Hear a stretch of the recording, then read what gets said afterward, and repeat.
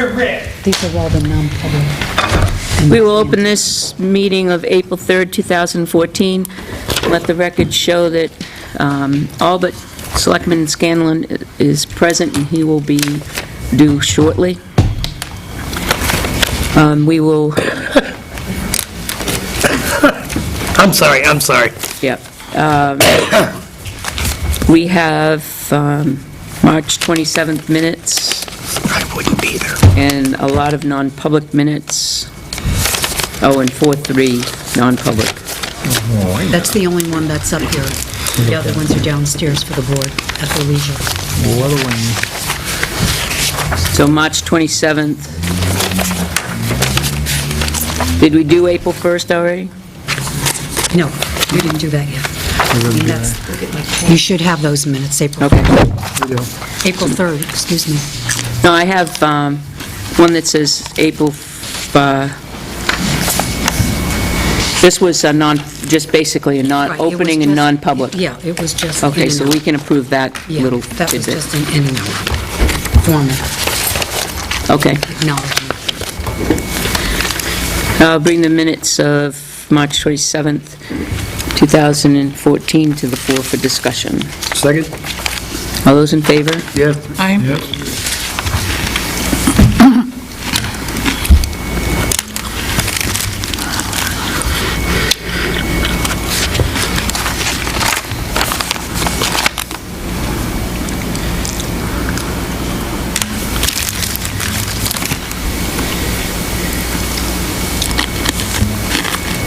Did everyone see the email on Hill Road?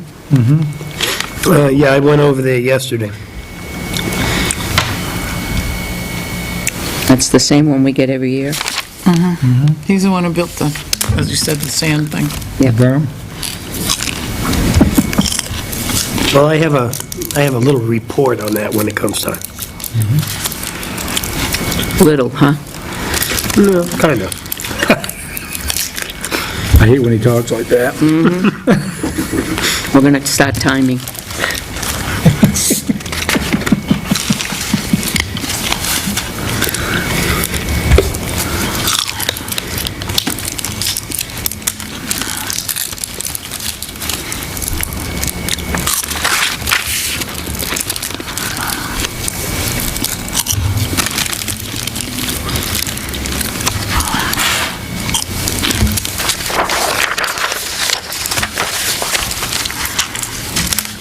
Oh, that trash situation. There's 12 School Street. They're moving out. Really? They put it in there.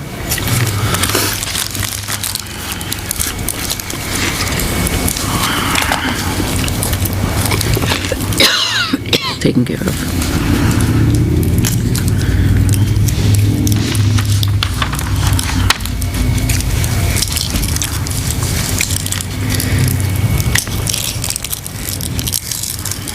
Catherine, did you get my email on the cleaning, the window cleaning? Yes, I have it. I will be calling them. Thank you. I've had that in my pocket for a couple of days.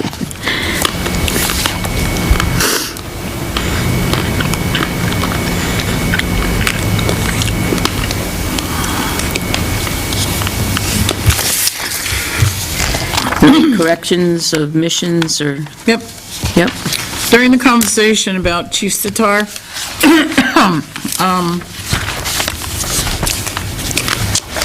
that's the, I did comment that I felt that he could investigate and learn our backwoods areas by getting a EOSG map at Billy's and having the guys come in and Okay.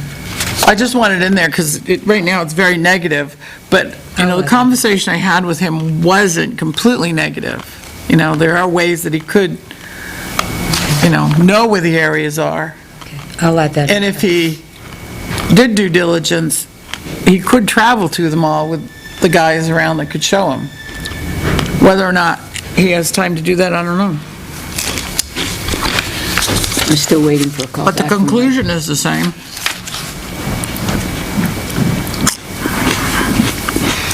And on page 3, That ended by me telling the board that I'd come up with a policy. If you could just add that to that. For their approval. Page 3, you said? Top paragraph. Yes. The appointments. Okay. Other than that, somewhere there's a 2 that doesn't belong. I thought I marked it. Second page, Selectman Dawson, second sentence, towns are required to provide assistance, Oh, I see it. TOO. Too many O's.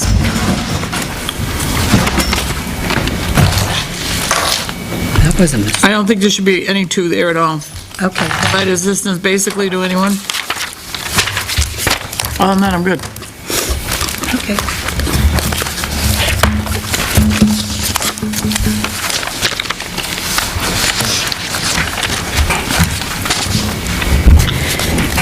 I make a motion, we approve the minutes as corrected. Second. Any discussion? All those in favor? Yes. Yes. Aye. Yes. Bring a motion to the floor for the minutes of April 1st. Second. All those in favor? Yes. Make a motion, we approve the minutes. Second. All those in favor? Aye. That was the quickest. Yes. Very quick. All right. Joyce, did you find out why the sidewalks in Lockmere weren't plowed? I asked Dennis and he didn't give me an answer. It's done. I know it was a rough winter. Our parking lot is a clear indication of how rough that was, but I was just curious if, machine breakdown or something else. He did not say, he did not give an answer. It's been taken care of, I can tell you that much anyway.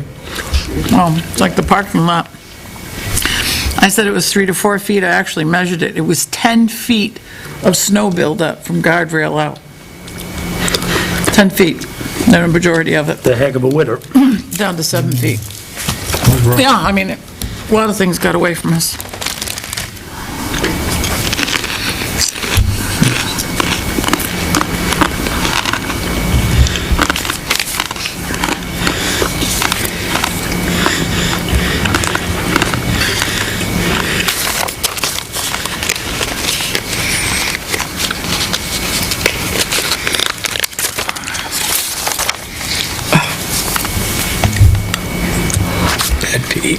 All right. I have,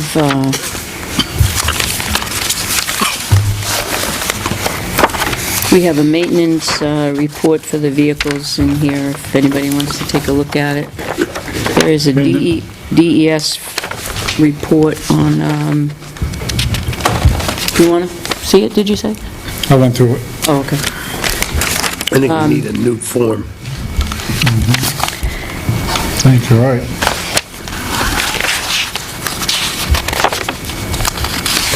A little more clearer. Yeah, not here. Oh, I'm sorry. Okay. Oh, he's got one. Yeah. DES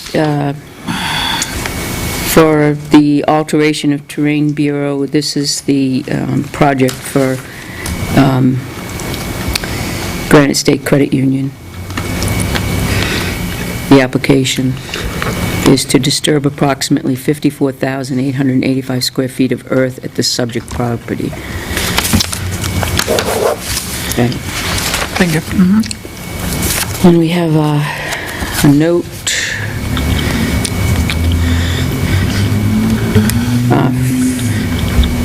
We usually read these aloud.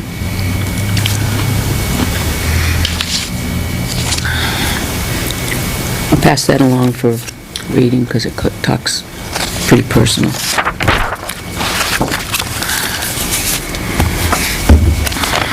Okay,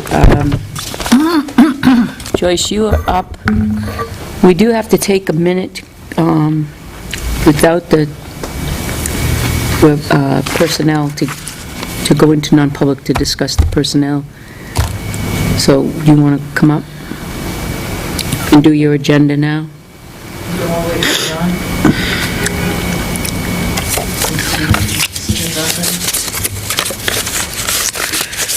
On your agenda? Something else.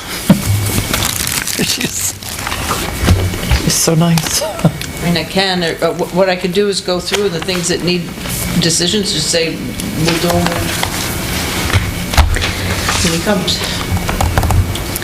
This is going to be a problem every week. We start at 4 and we can't make a decision until 4:45. It's going to become an issue, and we need to continue the meeting somehow.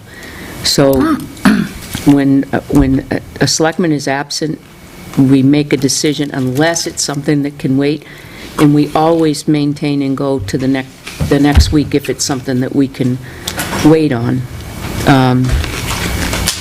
If it's something that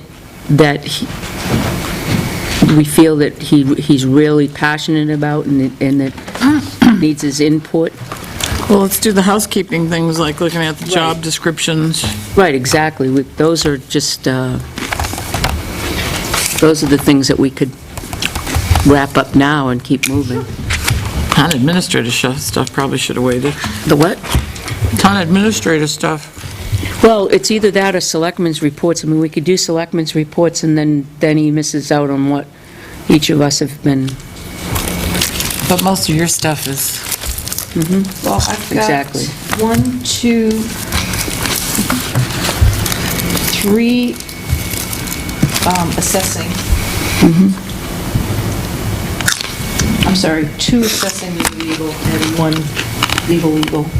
And then on some tax deeding, I've got 2 to talk about, so that would be in non-public.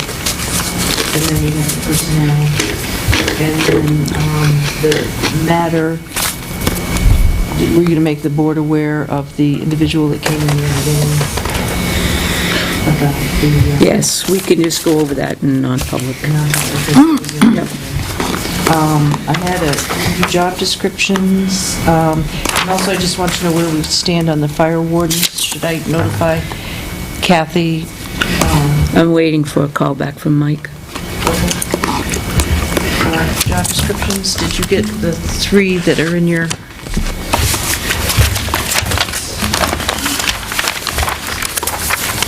I put them in final format, and the only changes I made from last week on the administrative assistant, I inadvertently struck out a line that needed to be kept, and kept a line that needed to be struck out.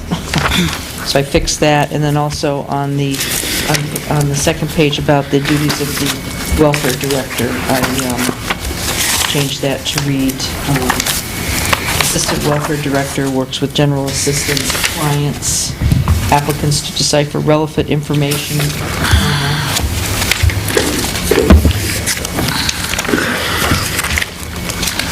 Make appropriate referrals.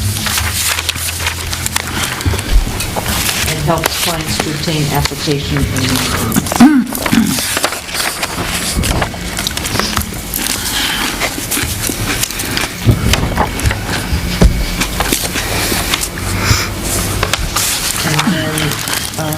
That was the only change that we had.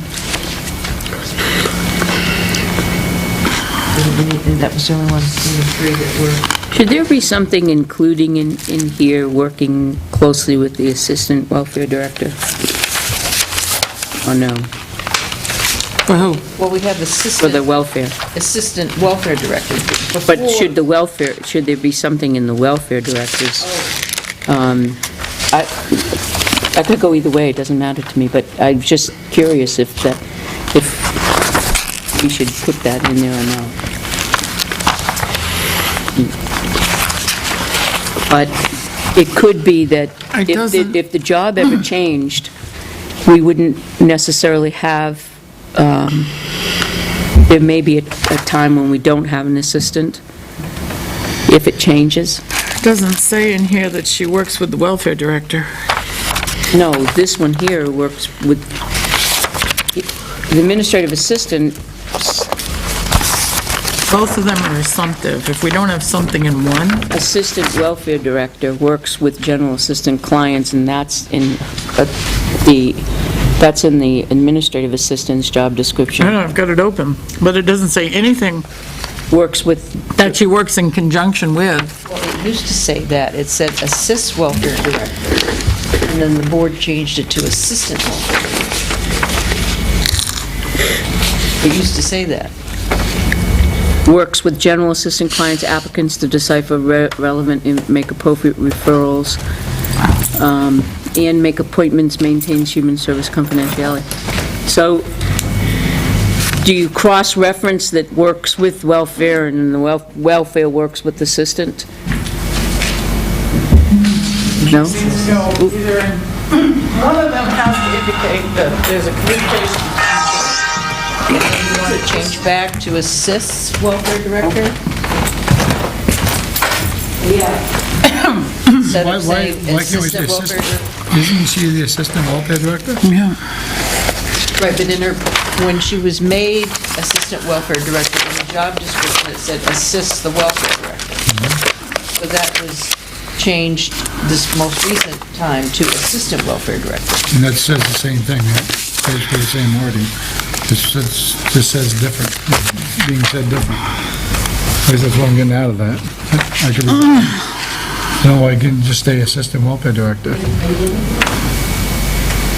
Assistant welfare director, when director is not present. I think that pretty much says it. No, yeah. Says it. And it says the duty she does. So I don't see Congratulations on your, I don't see anything wrong with it. It's been a while, Joe. You see anything wrong with that? If you wanted to tie it into the welfare director, you would say supervision exercised, you would say, well, she doesn't exercise supervision over you, just assist her. Yeah. That's all she's doing. And you don't supervise her. No, she,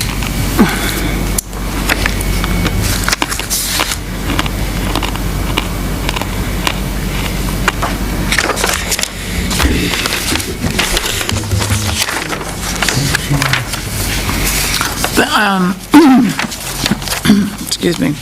But again, we can put it in the welfare director one, that she works, that she, Can I ask a question? The administrative assistant has a line here that says that they have to be able to read, write, and speak English. I know, Why doesn't the town administrator no one else has description have that. that? I don't think Or that's. any other one? Why should it say that in there? That's pretty much obvious, I think. I thought I saw that. I don't know. It's, I what do you thought I think? saw that. Either that or add it to every other one. When we say works with the finance director, and the town administrator works closely with finance director, or works back and forth, we put those two in there. Well, I mean, just, Welfare director has to. the welfare director should be, works closely with the assistant works closely with the, somehow word it so that, I mean, it's just a simple sentence, just, works in conjunction with, assistant welfare director, and works with general assistant clients, to decipher relevant information, make appropriate referrals, helps, and makes appointments, But you could just put at the Works. end of it, all in conjunction with the welfare director or yeah, something. works closely with the welfare director, period. Works, and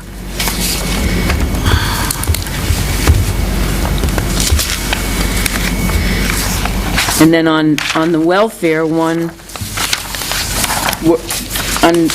just works closely with the assistant welfare director.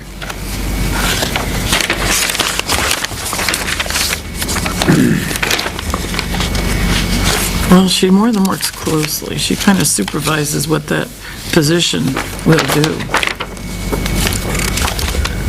You know what I mean? She really supervises that position, so to speak, and that she dictates, this is what I need to have done when I'm not here. Yeah, but you don't want to say delegate, because then that puts her in a position of, Exactly. you don't want to do that. So how do we word that? Works in conjunction with? Works in conjunction with and assures necessary documentation with the Assistant Welfare Director. Something. How's that?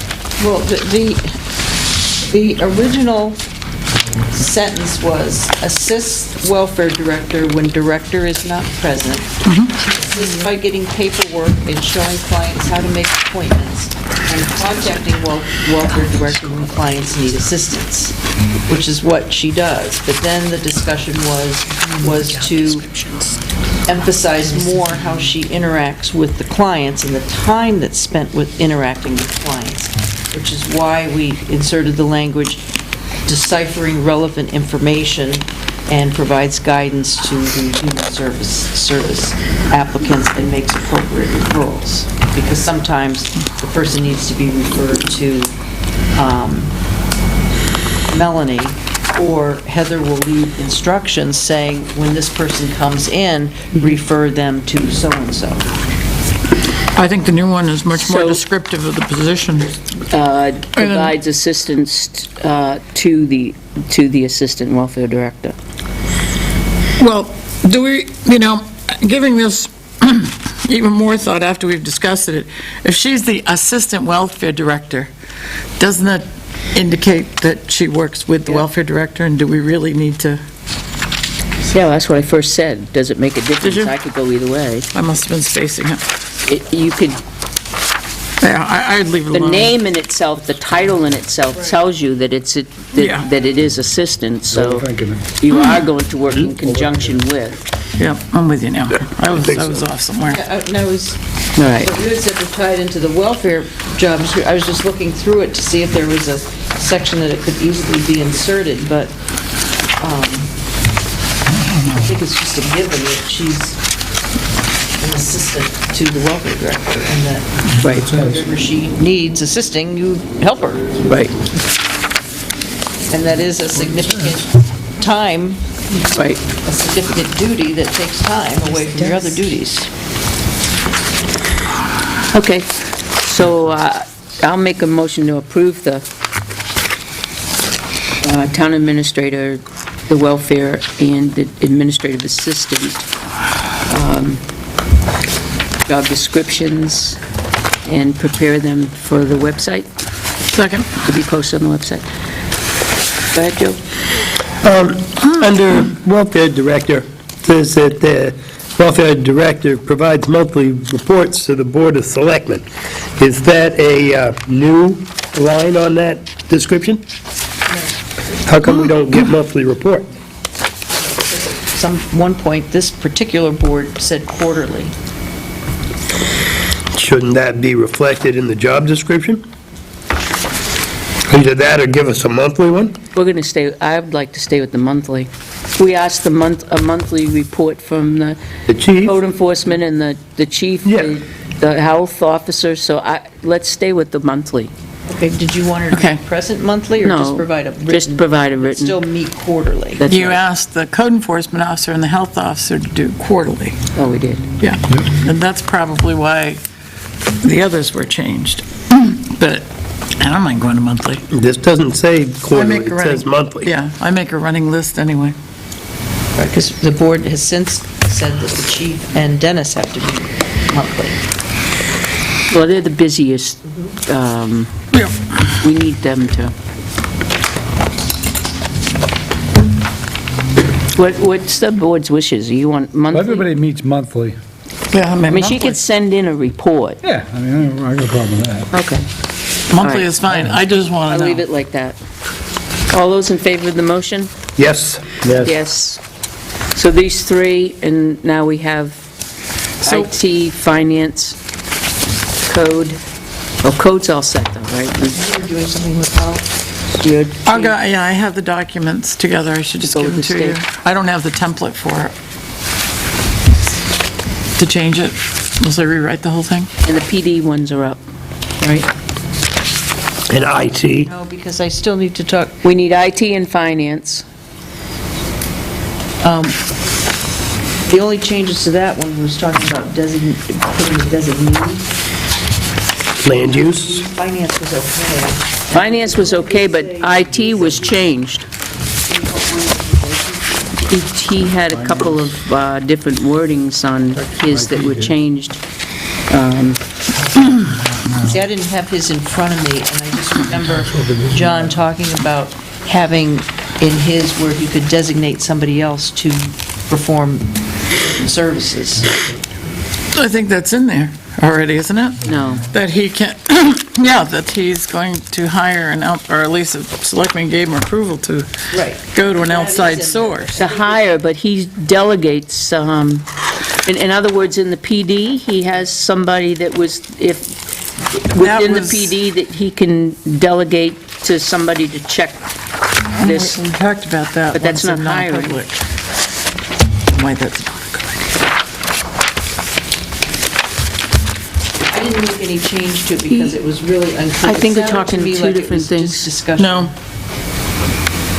No, when we first created the position, we talked about what John suggested. Yes, I in get you. non-public, I and get why you. it's not a But good idea. the other thing, I know what you're saying, but this is simple things. If a printer goes down. Hey, Matt. Right. How are you? Nice to see you. How are you? Good, good? Oh, you made your copy? Okay.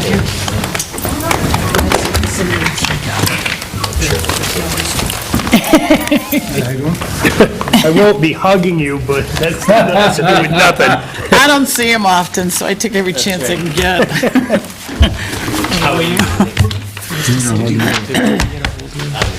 I'm not that huggy a guy, really.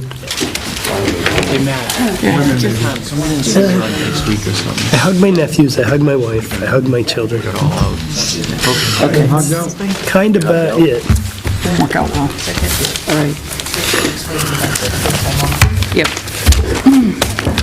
Can't we, like, put on the, a list, we're gonna get a shade for that window. Yep. No, we've talked about that for years, since we ever moved up here. Let's do it. Huh? Very expensive. For That's why we- pull-down shade? For A roll down? top, for the Yeah. top. Because of the Give me shade. more than $10 for roll down.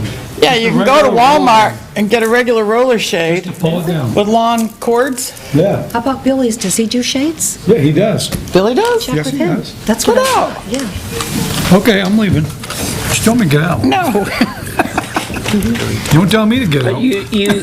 That's like, shut It up. looks like there were brackets up there I for could see one. the brackets in Yeah, there. for roller shades. Yeah, Do you want to check in Billy's? each Yeah. one of the windows has got a, We'll measure it. Okay, I'll check okay. it. Monday I'll measure it and we'll get one. It's only a couple feet. They're short. But you need a long cord. Yeah, you will need a round cord, but that's not Maybe we can get a insurmountable. remote control one. now you're looking expensive. This won't be done. Selectman Jessamine votes no. No. I don't mind the $10 idea. The Yeah, $150,000 idea, no. Ah, come on. we only need one. Correct. You should put a, One, to start with. yeah. One a year. Then we get done after that, trust me. But we'll talk about it next year. Next year.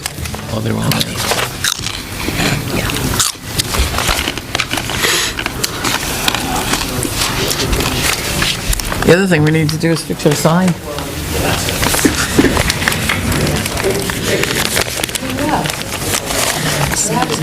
They took it off, it was completely incorrect. I asked them to, only because I, What's the that? antique person that I walked into At least it- there in the morning that What? was really upset that the selectmen don't meet at 6 o'clock. this is Well, we don't all meet, hot. we're here at 6 o'clock. This is Every- all etched. You have to get this re-etched. Or just make a new inside. Town clerk is only here Monday, Tuesday, Wednesday, and Friday. That's a lie. 34:15, Well, that's not correct. really. Thursday, 8:30, 5:30, that's correct. The tax collector's only here Tuesday, Wednesday, and Thursday. That's not right. That's Maybe- partially true. Isn't it? Tax collector, the assistant was. That in the finance, I'm sorry, in the finance job They're description. supposed to work Monday and not Add a Friday. line referencing that he works on the town report. That's missing in this. He pointed that out. And then the IT one, he's saying that he agrees there should be a line about delegating authority to do certain things within the finance. But that's not, the town report is a duty above and beyond, it's not a requirement of finance department. Do we want to put that in the job description in case he leaves, someone else picks that job up? I think, So it is, it's part of your job description?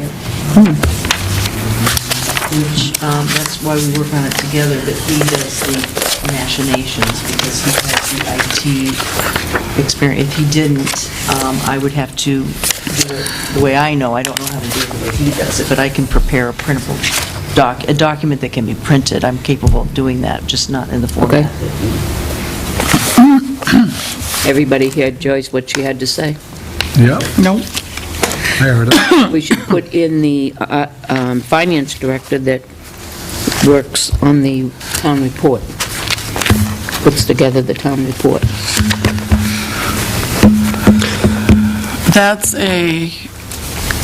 by law, the responsibility of the Board of Selectmen. And we could delegate that to anyone. We have, this Board of Selectmen has had him do it for the past 6 years or so. I do it, But before that, it was solely the town administrator that did it. and Cindy did it. Cindy gave us her information, but it was the town administrator that put it together, as you said, in a printable form. I think Tim inherited it because of his IT experience. Well, he offered to do it. Under town administrator, But I don't know if I'd... under primary duties. No, I'm looking at under primary duties, the second paragraph, and implement. Can you look at that word? Are you at IT? Page 1 of town administrator. Under primary duties, the second paragraph.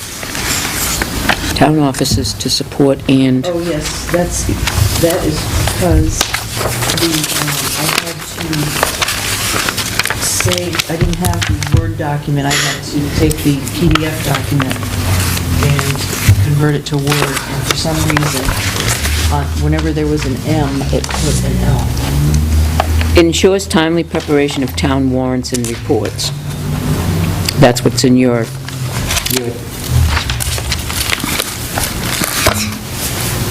Joyce, you're supposed to be in the middle of the table. So both ends can hear. Oh, that's right, What? have it. Has she been talking all the time? I told you I'd switch with you. No, that's okay.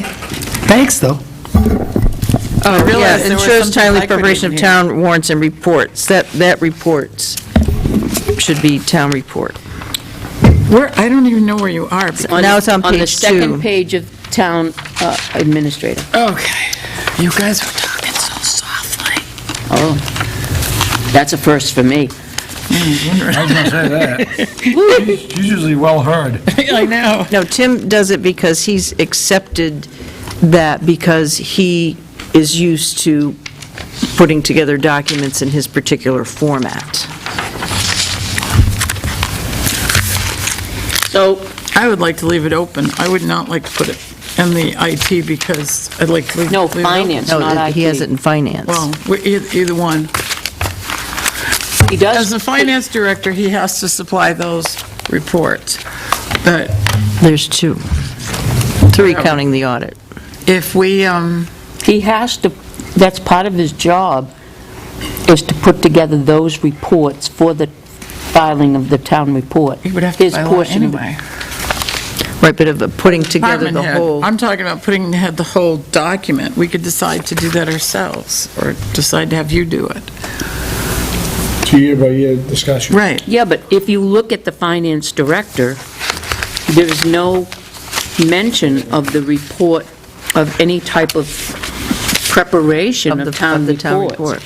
Preparation meaning I have to get together the files necessary by law to put in the town report. Well, is it in the Public Works Director's? Because he also, by law, there's a report that he must file. Yes, the way we've been handling it is the selectmen send out the letter to all the agencies and departments that are required to submit reports and who you want to submit reports in our town report. That goes out under the selectman's signature. I send those out. All those reports come back into me. I make sure that they get to Tim. Some of them, a number of them I prepare myself. I read them. I don't retype them all. We ask them to submit it in a certain format. So those documents, and we ask them to have it either in a Word or a PDF.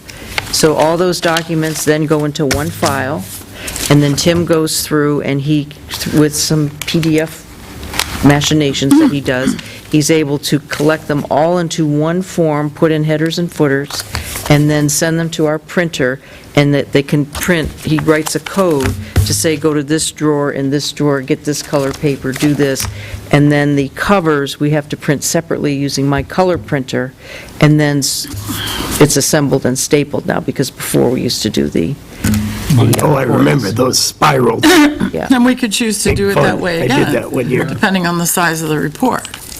I mean, that's the thing, right now, we have an option. Right, but that's the way we're doing it now, but the other option, what other towns do, is they prepare it using a Word document, have the same thing, same pages, headers, footers, color pictures, but then you send it out to a printer to be printed. Which is technically what we did this year, is it not? An email. Because our printer was they didn't. dead. They didn't format it. When we send it out and they put it all together like Tim does, it costs us about $4,000 or $5,000. They printed it. We sent it to somebody we for just- printing. Yeah, but We just now, sent them, we need these things printed, here you go. That's what I just said. We right, did we can send do it out that for now. printing. We are capable of doing that Right. now, transmitting an No, wait, electronic actually. file to them. Right. We have that capability outside of the finance Right. department. But what I'm saying is, right, Chooses to do I'm it. we don't need, I personally don't think we need to have that in here because we right now have the option of all these choices that everyone just described. Point. And, We're beating a dead horse. right, well, that's just mine. We haven't heard from anybody else, it's just me. Well, I was just bringing to the board's attention that that was We'll one go of with the what you're saying. recommendations. We don't have a description for any of the Public Works people. They were all emailed to you. All of them were. I never saw it. I've got them right here. They were all emailed. When, I'll tell you right now. I'm looking at Finance Director. On March 25th. PD, Admin, What was the email? Highway. Said, here's all of the emails, and if anybody would like them printed out, a hard copy, let me know. And the day that we sat and had our meeting, Job descriptions, it says. Job description. oh, look at that. Catherine asked for printed Got 'em? copies, so we Yeah, scrambled. and all we right, I printed did copies. see it. Yeah, I asked for printed copies, but I didn't get all of these. I only got Town Hall. That's why I didn't look. You only got town hall So that's okay. on the one for March 25th? No. I asked to have them printed, but I only got Town Halls printed. Okay, you wanted, It was not explicit enough, but this Okay. is very cool. I can certainly do this myself, thank you. okay. They are, Technically, But some of them are changed now, because we changed the welfare, the three, I the know, three they're that we right here. changed right now. Yes, but what I specifically was looking for was other than Town Hall. Right. Wow, they're all lined up there in Yes, they are. nice order. Perfect. Look at that. All right. So where do so we leave off? what's the liking of the board on that? No? I just want to Excuse read his description, his job description. Ain't. However, I did not find any reference to my work on the town report in the finance description, which takes a significant amount of time in February. All right, what's, I'm good with leaving it open now. machine. Okay, what's the consensus? Joe? You know what, I would say leave it with the town administrator, and she can delegate her authority, or his authority, according to who does that job. No, that's the Board of Selectmen's authority. It's a- We are, by law, responsible to produce an annual report. Well, then let's add it to somebody's job description, because none of us are producing anything. Well, it is in mine. It should say warrant and it says reports, but it should say town report. Well, you know, It don't think should it's be under necessary, somebody's but- job description. if you want to add the same language to the finance director, he does have to provide some reports. And we can always, if we want to do it differently, we can make that always change it. determination in the fall. He can does always provide change it. Report, Yeah. but, So, It says that, it says specifically the MS5 and the MS by law, what's required. in the MS7, he does the MS7. He Yeah, does the MS4, the MS2, the MS7, and the MS5. right. And all What those is, go in the town report. Hi, John. what does it say in the town administrators about it? Mine is much more general. Yeah, hers says right here,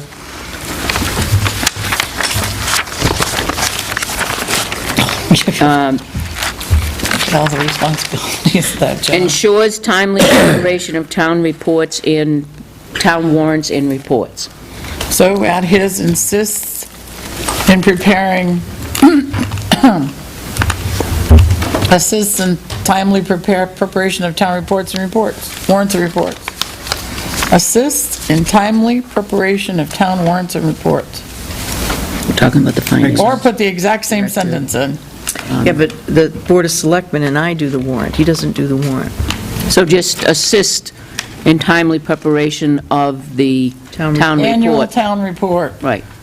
Right, because if there ever came a day where the responsibilities of the two positions was just being too time-consuming, especially at that time of year, it could very easily shift back to the town administrator, to the selectman's office. It doesn't Just have read my to. mind. Go forth. But I think he just wants recognition that he does spend time doing this. There's an email March 25th with all the descriptions in it. So what does everybody think about that?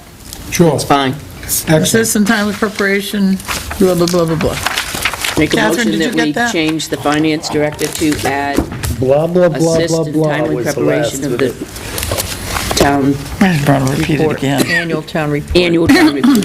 Second. All those in favor? Aye, aye. Yes, Okay, now what about in the IT, now that John's here? Must be. About delegating authority to do certain things within departments as needed. Where is that? Is that in Tim's thing? Number 6. But that's what John had talked about last week, but see, we thought that meant, like here at the town hall, we all know how to add toner. So we don't call Tim and say, come add toner. Or, we know how to go through a series of things to do if our system isn't working before we call Tim and say, Tim, I've tried everything and it won't work. I think we kind should, of know what our limit is on what we can, it's common sense, Yeah. I think Because we you don't should wanna have, I think we should have a conversation with Tim about just exactly what that means. Yes, because we had another discussion about that before John came on board with Tim. No, in a non-public Okay, prior to that. okay. And that's, there's things that we need to tie up loose ends on that, and I'd rather get his feedback on it, Okay, and then we can change IT. all right, I'll let him know. So let's put IT on hold, we'd rather discuss it with him. Did you hear that, Joe? talking to me or Catherine? Talking to Joe. Okay, yeah, I heard that. All right. And then just to finish up on highway, I thought you guys were all set, no one had any questions about Yes. highway? And the chief, I had asked you if you could put those job descriptions in the format that are in your police policies, in your police policies and procedures, you have a whole section on job descriptions, to add those two to your format? To the same format. Yep. Okay. Because right now, they're in the format, and I forget, what was the name of the organization that those came? CLIA. CALIA, which stands for what?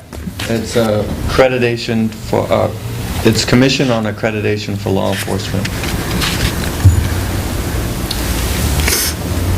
Yeah, that's what I thought. So C-A-L-E, CALE. Yes. And then association at the end, so A. Association. Well, no, it's a Commission on Accreditation for Law Enforcement. Association. So we'd like to reference where the language came from.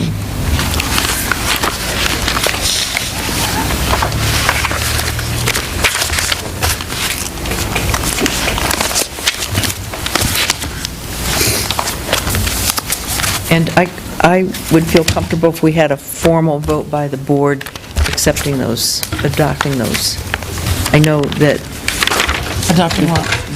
Had a formal vote We for just the did. assistant welfare. no, I meant on those three. Well, the Okay. two, I'm sorry, the two. We can't do IT till we talk to them. No, communication specialist and administrative assistant. Oh, and PD, we're talking about About PD. PD. PD, oh, yeah. Administrative assistant and the communications specialist that we created in December. Make a motion that we accept the job description I haven't seen them. I haven't read them. per CALIA. The chief presented them to the board in a non-public session, and they should be in the Yeah. documents that I sent you. Right, but I remember I just discovered them because I asked to have them printed Okay. out. and We'll My do that next communication week. was such Okay. that, We put that on the agenda for next week, and we can all read them. It's the communication specialist for the PD and the administrative assistant Okay, for PD. all right. They're from the, are they from CALIA as well, or standards and training? No, from CLIA. Okay. PD, read. And then what I will do is I will prepare for the board's signature, and I'll leave them in the tray downstairs, the official ones that go in our book, and the date adopted, which is today. Yep. And then, once they're signed, that's when they go on the website. And for the PD ones, since those are all compiled into one section in his manual, a vote will suffice on those, Which we'll do next week. which we'll do next week. We voted to create the job. But she hasn't seen it, the job description. You want us to vote to motion to create the job description. We created the job. Created the job, but now to To accept accept the the job description so that we can release it as a public document. Okay. And Catherine wants to wait and review it. Okay.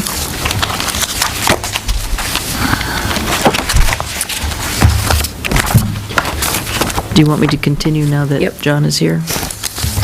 Well, that was a big one. Okay, on the 10th, Lauren has asked to meet with the board because she's not going to be available in the evening of the 17th.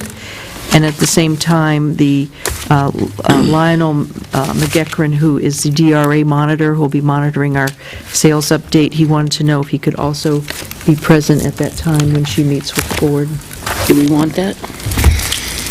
Well, I think it's really, we're also having a public hearing that night.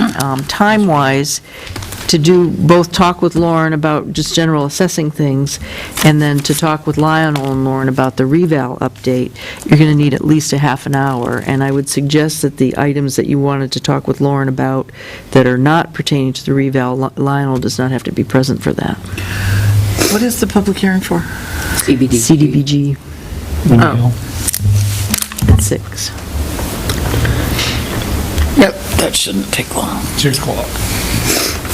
So, want to go ahead and have him come in? I mean, at some point, he does have to meet with the board, and he just thought, oh, well, Lauren was meeting with the board, it would just make sense if he, Is there any reason why he shouldn't be there? only in the things, if you wanted to talk to Lauren about the other things that we had talked about. When you met with her, you were going to talk about the decisions on the exemptions and credits, and there was another thing, I can't remember what it is off the top of my head. Oh, the matter, communication, yes, that is correct. But he doesn't need to be present for that. He's just strictly to, by their rules, administrative rules, they have to monitor any sales updates or full townwide revaluations. I'm sure you've seen him coming in, he'll stop in Town Hall. I met him. He does spot checks on the pickups that Avatar does. I mean, it's nice to know that there is a state agency that's watching over all the towns, because you want equity, so you want to make sure all the towns are doing what they're supposed to be doing and following the law. So is that a yes? Yes, not to have him come in No, to have him come in, and then leave? and then just say, okay, he can leave after that portion. Okay. Okay. Next thing is setting a date for the cable public hearing. I think we're ready, and the recommendation was to do 2 weeks. 14 days notice. We are totally ready to go. Okay. Tim's ready to go. The document's ready to go. The selectmen have had the document. I don't know if you've seen one, John? Could we get a copy electronically transmitted to Yes, John? and I asked Tim if we could put it on the website, because as soon as we schedule the public hearing, we have to make it available for the public, put it on the website. We could get it on your Thrives. And I would love to set the date so that we can move forward and get the money from MetroCast to recable the police department and Excellent idea. move forward. Is that the only reason why we're signing it, so we can get the money to move forward? I have to say that out loud, No, I don't think it is. because it just gives them, It's a function of just law. gives them more of a monopoly to do what they No want to do. monopoly. There's no monopoly whatsoever, because anybody that wants to come into town by law has the exact same rights to do so. And it just means that if, let's say Comcast were to come into the town of Tilton, we cannot give them less, what's the proper, they have to be held to the same standard as MetroCast. That's the only, According to us, that's correct. However, according to law, that's the way it works. I know according to law that that's the way they are, but they're already established in the town of Tilton. You're absolutely right. So how is Comcast going to come in if they're already established in the town of Tilton? And they go up Quite 10% frankly, every it's year for prohibitive. 10 years. It's prohibitive to string the town with their cables, and that's kind of a fact. If Comcast wanted to make that outlay, they could. If Comcast wanted to purchase MetroCast, they could. It would probably be cheaper than trying to string the poles themselves. Not only that, but there's space limitations on the poles, because the wires have to go. So, this is basically to cover ourselves, because that and MetroCast legally can't operate in the town without a franchise agreement. Good. Let's On the other hand, go ahead and try them. Don't sign it and see what happens, because I got the feeling that there's also a part of that law that says that we cannot refuse them Right. as long as they make a reasonable offer. And I think they've made a reasonable offer, and they've made the same offer to every town in the area, with the specifics of Tilton. They've done nothing underhanded or sly, as far as I can see. I mean, they've been tough negotiators, but it's kind of built into the law that way. Have I heard there's a bill in the general court requiring new lines to be put underground? They're power lines, yes. I don't know about cable lines for television. Power lines. I don't think you'll ever see that come into fruition. And I don't think they can. How long is the contract for? 10 years. The last contract was for 10 years There are as well. certain parks that mandate underground cabling. Well, this is a new bill. Even on a new bill, they have the, if it's aerial in the area, they have to go aerial. What happened here?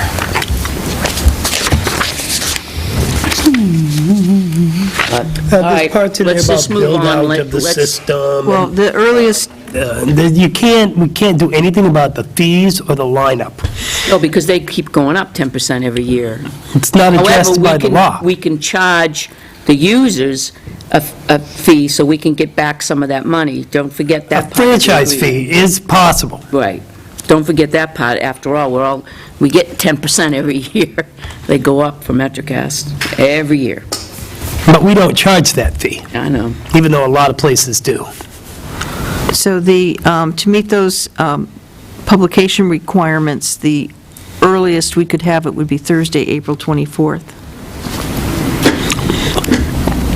So I need I a would date say and then time. we should do it on April 24th. I can't see any reason to wait. And what time would you like? 6.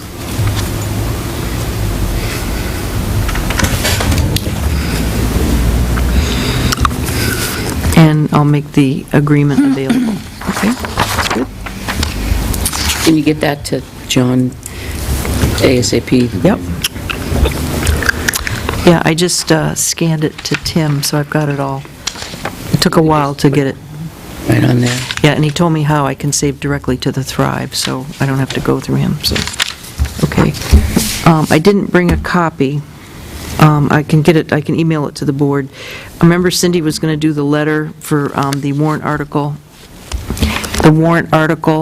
on campaign finance Yes. reform, and so she gave it to me, so I sent a copy of the warrant article, and I sent it to President Obama, our 2 senators, Jean Shaheen, Kelly Ayotte, our 2 congresswomen, Ann McLean Custer and Carol Shea Porter, and also to the Senate President Chuck Morse and to House Speaker Terry Norelli, asking them to consider a constitutional amendment, or to support a constitutional amendment. So that went out.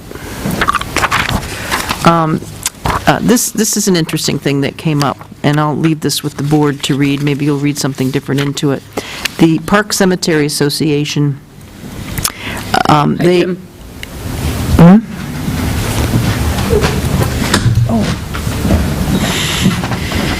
Let me keep going. Yep. They manage Park Cemetery, and the town of Tilton and the town of Northfield both contribute money annually. The Tilton Trustee of Trust Funds hold all of their perpetual care funds and invest them, and the interest earnings they use to maintain the cemetery. They're going to be meeting, we're trying to arrange a meeting with the Board of Directors of the Cemetery Association with the Trustee of Trust Funds to see if they can look at some other investment instruments, because it's not generating the amount of income that they need to maintain the cemetery, which is over and above the appropriations from the 2 towns. And their concern is that they can't afford to maintain the cemetery, then it would revert to the town of Tilton. Our tax card has the parcel under the name of the town of Tilton, even though they say that they are the owners. So I asked if she could send me, their secretary send me their articles of agreement, and I had Lauren look at it, and she seemed to think, from what she had read, is that it doesn't really say that they own it. But it wouldn't be a problem if they do have to, they can't maintain it anymore and it goes to the town of Tilton, that they could just do a quick claim deed to the town of Tilton. So I'm just bringing this to your attention, that in the event that someday something does happen, and as I mentioned, they are going to be meeting with the trustees of trust funds, but I wanted to, I gave Cindy a copy. I'm putting a copy in the property record card file, and Lauren has a copy, and now the board has a copy. And it also lists who's on their board of trustees. So that's just for your attention. How much money is currently in that fund, Joyce? I don't know, I'd have to go downstairs and look in the mailbox for the trustee of trust funds, and I could tell you. Another day. It should be in the annual report. Traditionally, would it do just CDs? No, they don't do CDs. For their perpetual care funds, they use Charter Trust to invest them, and that's about as much as my involvement in it.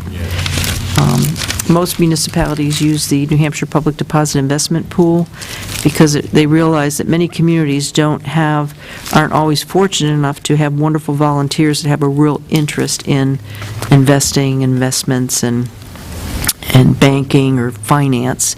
So the state created this investment pool so that municipalities could go to this one organization that's guaranteed. It doesn't earn a lot of interest, but your money is safe, it's invested safely, and the reporting that they provide is very easy, so that towns, because they do have to file certain reports by law with the Secretary of State and the Attorney General's office, and you have to chase around a lot to get these, because they're just elected volunteers that do this, to make sure they meet all the reporting requirements. And the Public Deposit Investment Pool has a very simple format that everybody can get, everybody can log in to at least see it, just to make it simpler. So, but we're trying to arrange a meeting for next Wednesday, but I haven't heard from the outgoing chairman to meet with the 3 incoming. So Tim and I are going to sit and meet with them and make sure they have keys and that they sign the right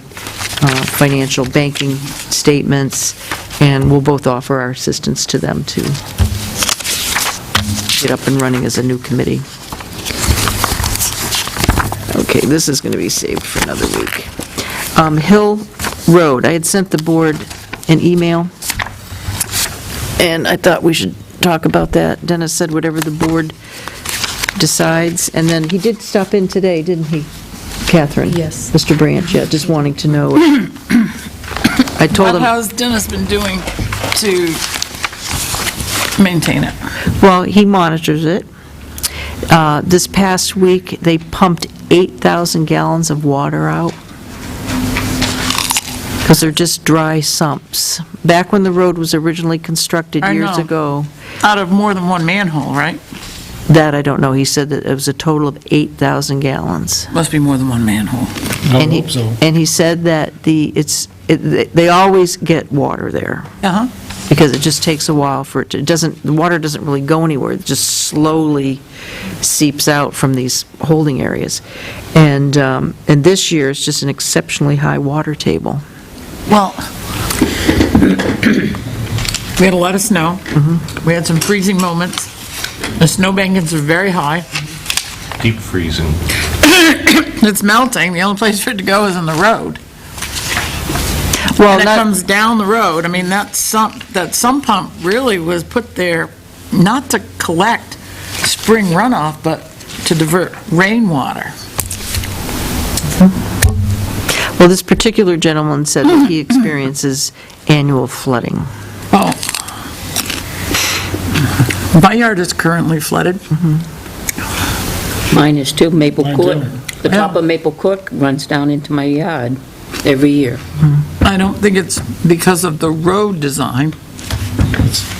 Mine is. And then his other concern is the buildup of the sand, and he wants the sand to be removed now. Dennis said that he plans to do it when he hires the sweeper to come in and do all the towns, and so it would get done when he does the rest of An the extra towns. fee if we bring them in. I would believe so. When would that be?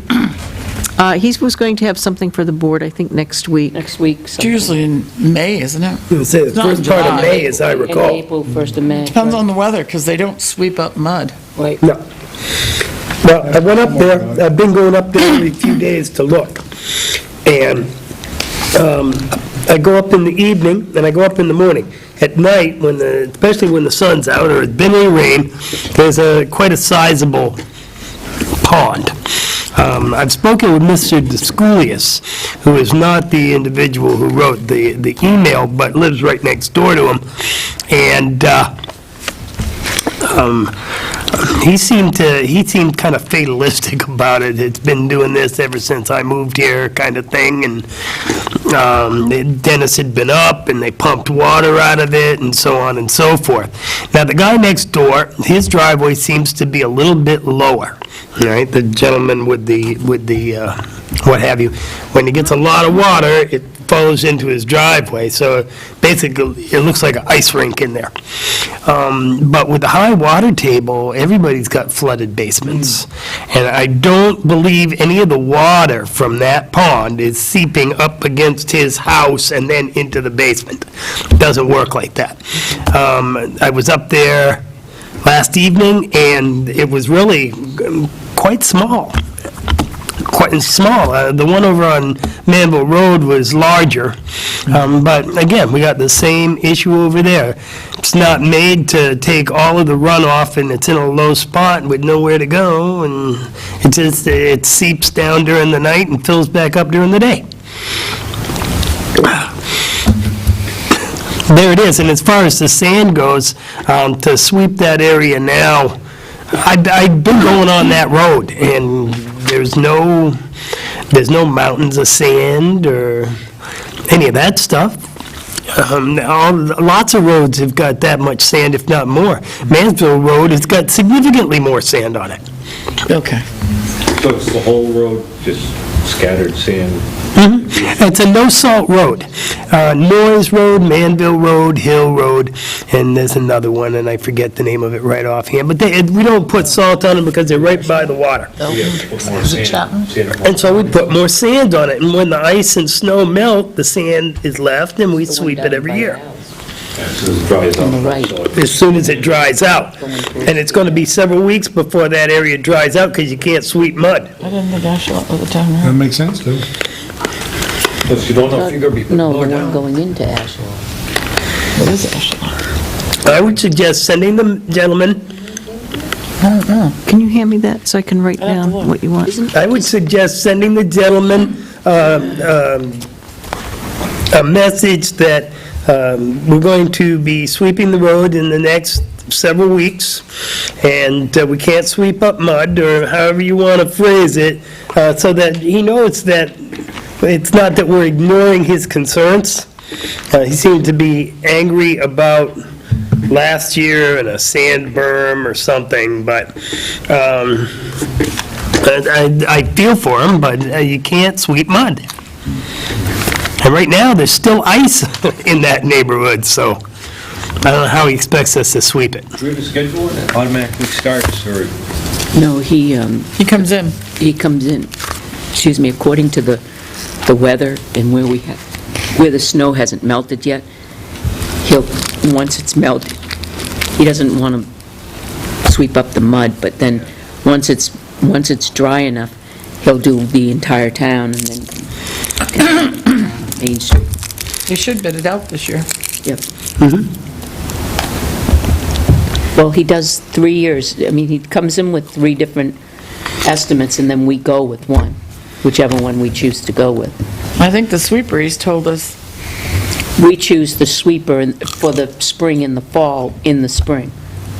I thought the sweeper was the one that he said there wasn't anyone else around that had No, a one has a... belly unload. Right, one is more expensive because they have to dump it, and they have to bring it down and then come back and then do another, and then dump it and come back. It's much more expensive that way. I can Because tell of you the that- trucking. I can tell you there's one closer But they dump it than in the last Meredith truck. that has a belly dump just like the other one that he was using.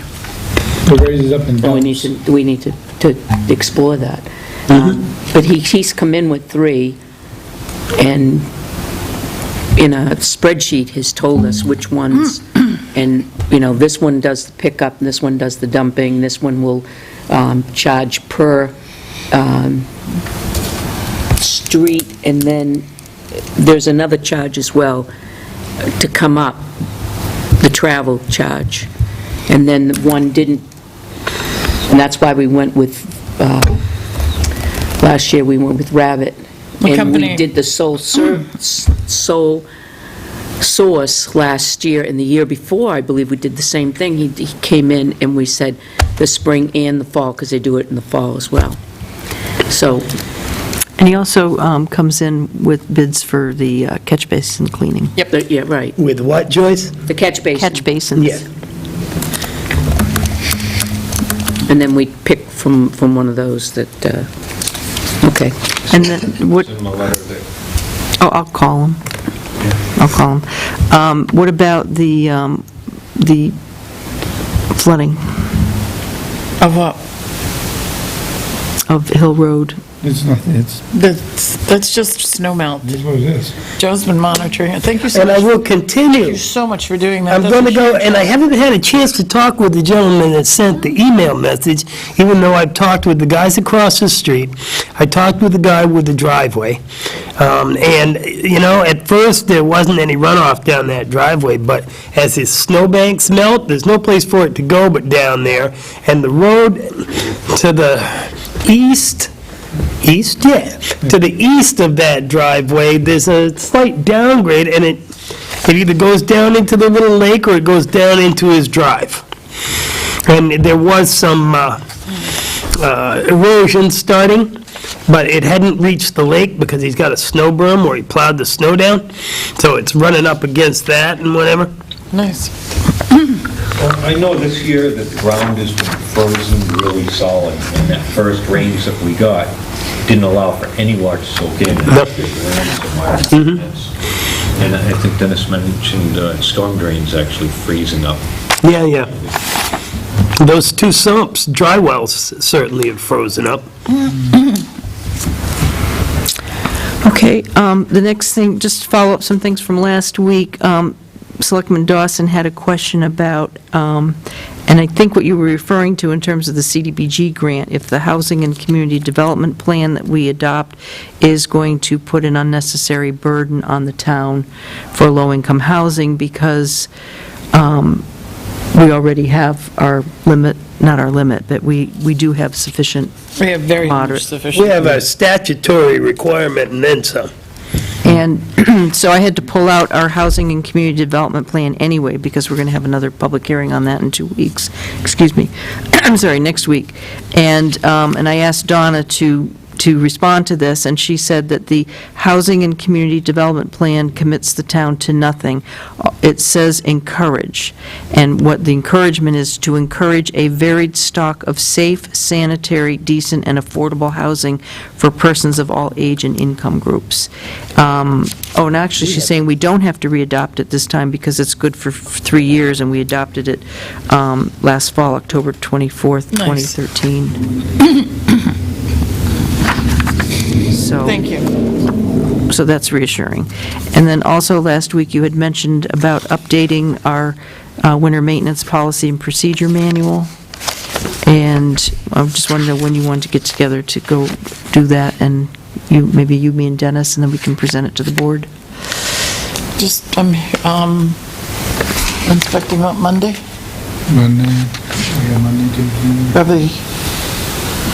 Yeah, we have an inspection first thing in the morning? No, 1 o'clock. 1 o'clock. So Monday in the morning, I could for a while. Monday AM, okay. We have a 1 o'clock inspection. Like, I know we need to look at the list of equipment that he has. We may want to move Lockmere up into high priority, but it would just be at the end of the list of high priority. Well, I'd have to reacquaint myself as far as the post office goes. There is something in the ADA that requires us to keep certain sidewalks open because of those types of buildings. I know Town Hall has a high priority. So now that winter's And it may over, be higher than kids walking to school, which for me doesn't work, but, No. It's got to be the kids walking to school. but you're right. I mean, as long as it's on the list, I think, but I'll look. okay. And then you'd also had a question about what does temporary mean in our general assistance, and Heather sent back a lengthy response. I emailed it to the board. So, It was good, but it still didn't really. I think our welfare director goes above and beyond. I think we are extremely lucky to have her, and that letter Indeed. indicated it, that she really does go above and beyond. I mean, she actually assists them and, you know, No matter what time of day. getting on their feet. Follow up and break down. She's right there trying to get them on the straight and Or narrow. maybe when she's doing the monthly written reports, maybe she could quantify it by saying It's of more the, of a legal question. well, the current caseload that she has, how long have they been receiving assistance? That would give you like an aging report. It's a legal question, because that's right from the RSA. And hers is an interpretation, her opinion and what it means. But I'm thinking it's a legal issue that we should think about and talk with her about, and maybe Melanie, and then talk with our local legislators the next time we meet about more defining exactly what does that mean.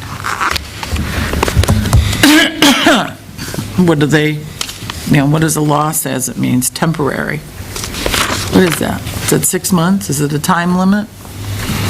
For Heather, it's a state of being, once they're solvent. Well, the other day at that hearing that we had, the one woman said, yep, they all know that I won't pay after 60 days. And somebody else said, yep, ours is 90. As long as we define what temporary is, apparently that's good enough. No, that was just for housing in a homeless shelter. Well, that was by extension, their But again, that's their opinion. This is a legal question, because the law specifically says. So, I cannot We're all believe doing it differently. that means that we have to support somebody in perpetuity. I don't think so either. But maybe we should What call is in our place- LGC or find what is out. in Depends place- on the qualifications of the... Does it? What is at the state and federal level that picks up? In other words, is their program designed so that, we may help them the first 30 days while their program picks them up? But that's not what's happening. I'm hard pressed to believe they have any program for that anymore. I was just going to say Well, they that. have lots of programs, but I'm just afraid this is one of those I think it downshifting perpetuates things the from the poverty. state It doesn't government. alleviate it. Pass those down. We received a nice email from Sarah Tracy. She's the welfare director for the city of Franklin. She said, first, thank you to Tilton and Samberton administrators for having a forum on March 26th. It was great to see others tackling the same issues, some gaining and willing to share. As promised, this is my fluid working copy of a continuum of care for Franklin and my general assistance yellow pages, as I call this city resource book. Feel free to edit and send new items to me. And I have to copy Heather and Melanie on this. And then she also, I neglected to make copies of this, but she did provide a list of the churches in Franklin, and I'll copy this and send that to the board as well. That's a nice bit of information. Do Do you want to talk about the police cruiser and setting up a public hearing, or hold that for later when you talk with the chief? I think that should be brought up. Brought up now? Yep. Okay.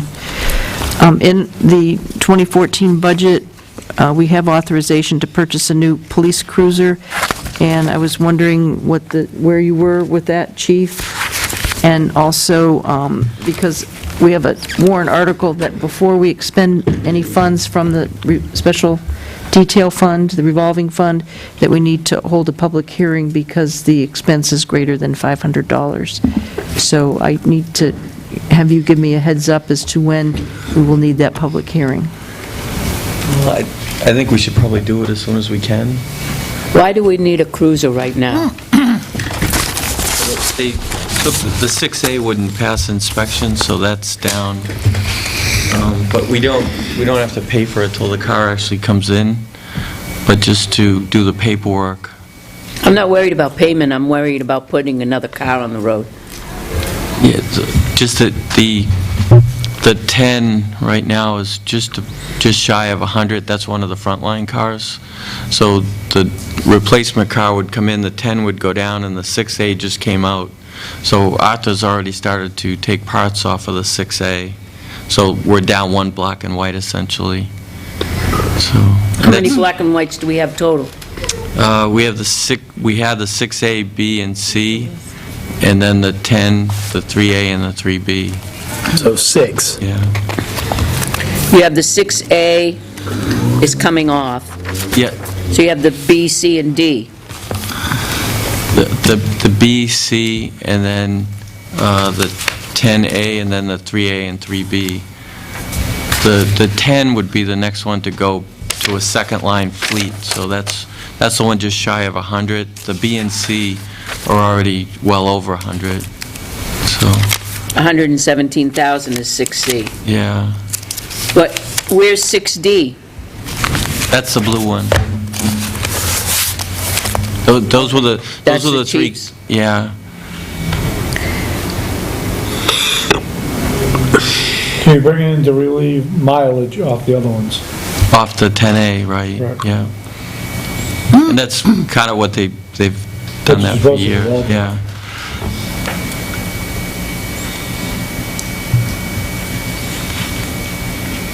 That's what we've been doing all along anyways. Yeah, even before I got here. Right. That's Yeah. a common practice. To bring a car in to relieve miles off the older cars, so they can not be used as much, These and swap out. Explorer? No, the 3D. They last longer, They last long. ultimately. Correct. I believe it is, yeah. I thought that was this It's one. cheaper in the long run. You're saying And it's it provides more reliable vehicles. You take the older ones with the most miles and you flip them down.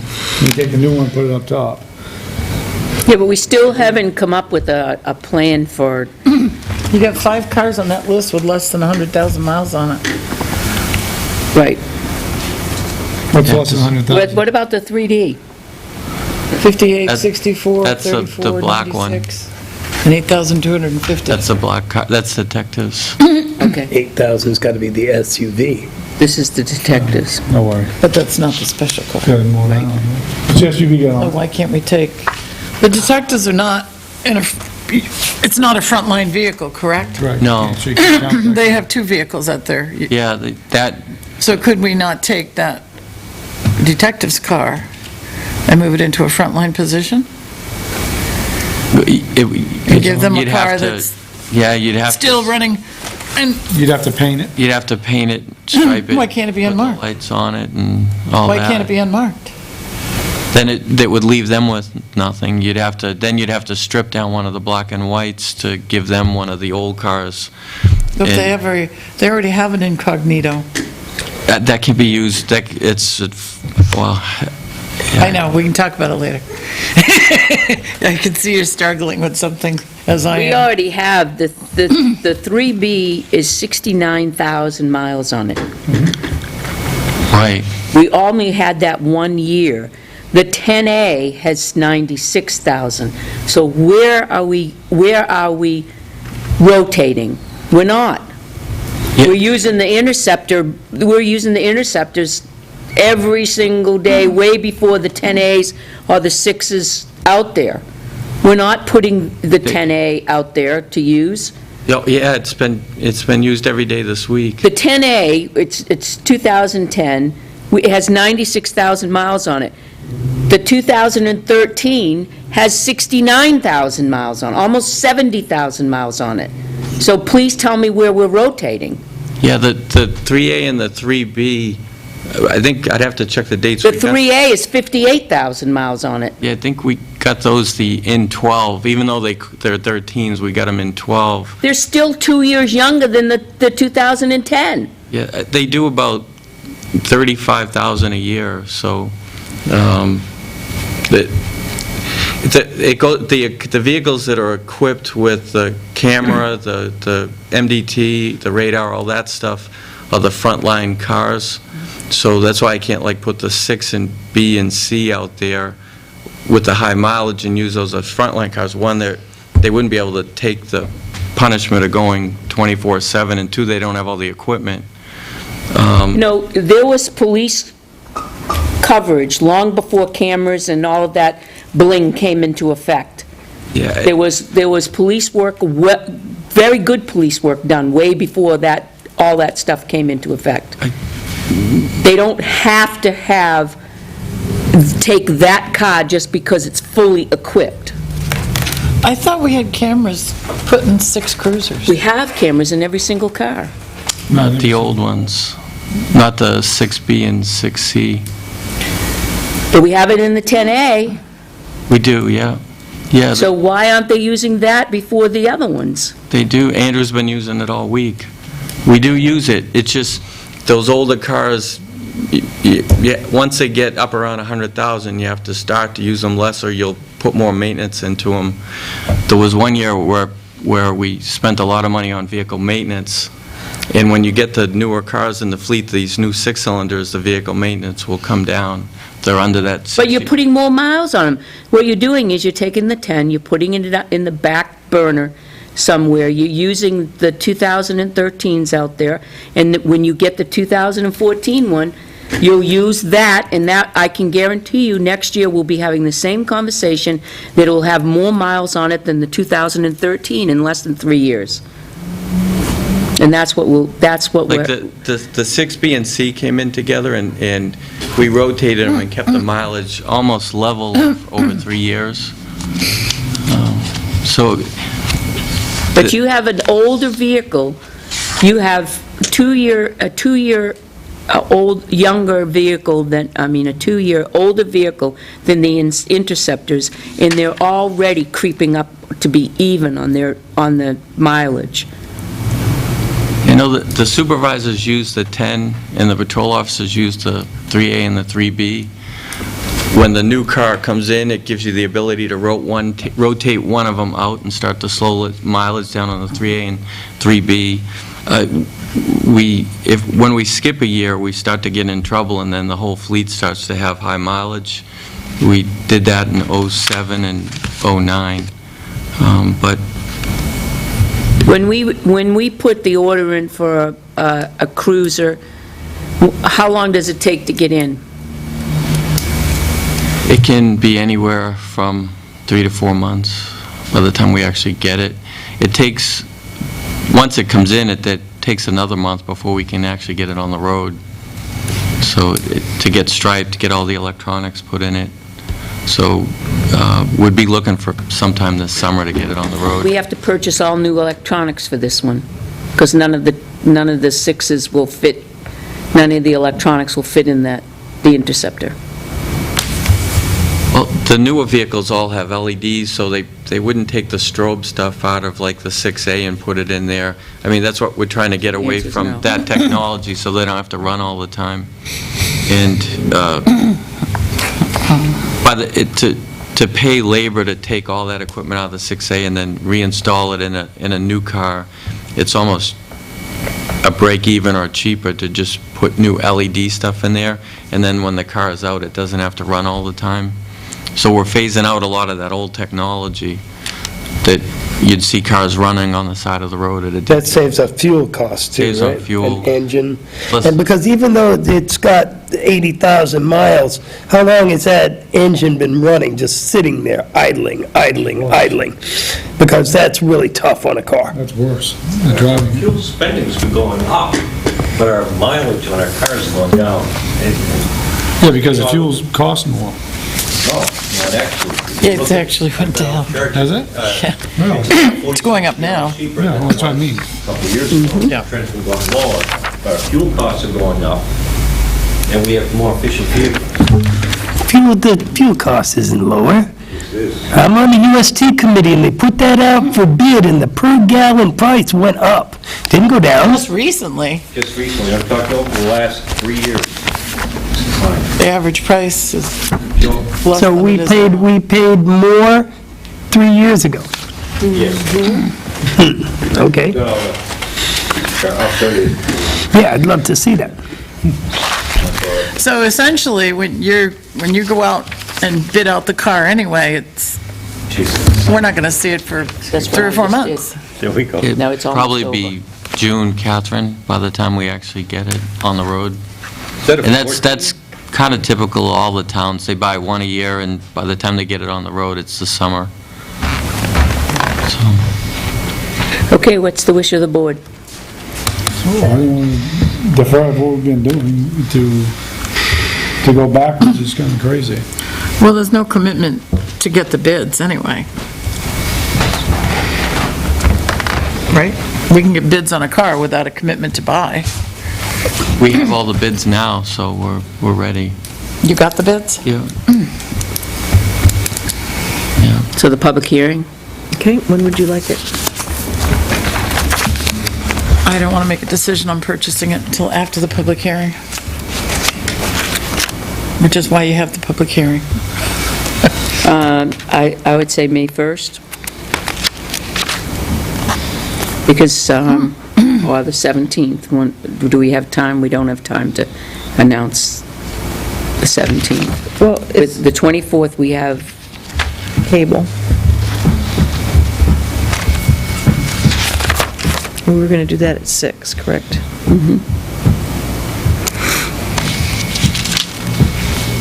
we can do it the 24th, or we can, that's going to really shorten we'll have to shorten our meeting if we have an hour of public hearings.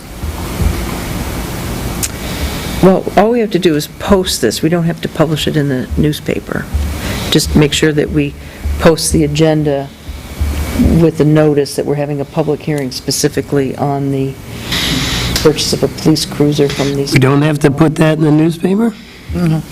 How come? That's not what the motion said. Just sit there for public hearing. Right. We could put it on the website. On the website, and we'll post it on our notices, our meeting agenda. Is everybody okay with the 24th, the same night as the cable hearing? Yeah. And that shortens our I selectmen's think that reports a little the bit. cable hearing will be short and sweet, I believe. Is it the same night that Lauren is coming in? No, She's coming in the Lawrence week before. 10th, next week. So that's that's 2 the weeks. only, is that the only big thing on the 24th, is the Cable cable? hearing, and Cable that's hearing. right. Yeah, that should be fine, don't you think? That sounds funny. I have another question. Would all the money for that come directly out of the detail fund, or No. does some of the electronics come up? No, If just there's enough money in there, we can do that. We put in the budget, half 15, right. of the cruiser in the budget, and then the rest out of the detail. However, if there's enough in the detail fund, we can take it all out of the Right, detail right. fund and leave what's in the budget, Okay. And so that won't affect, did Tim get a bond? The ban, Yeah. the tan, I mean, A tan, yes, yeah, Oh, he did? Yeah. So yeah, we signed it. Yeah, but I don't know if he's actually enacted it, has he? I know he was waiting I until the decided last it. penny has come out. Yeah. Didn't he say so- something about it in his report? Yeah, I to you? think he I mean, did. if he was holding off for taxes, Yeah, it's. Oh, he's issuing it. He's issuing it, yeah, he's issuing it. yeah. It's do the- tax bills? right there on your report, the first line in your report. Tax bills go out June. In June, they can't be due until after the 1st of July.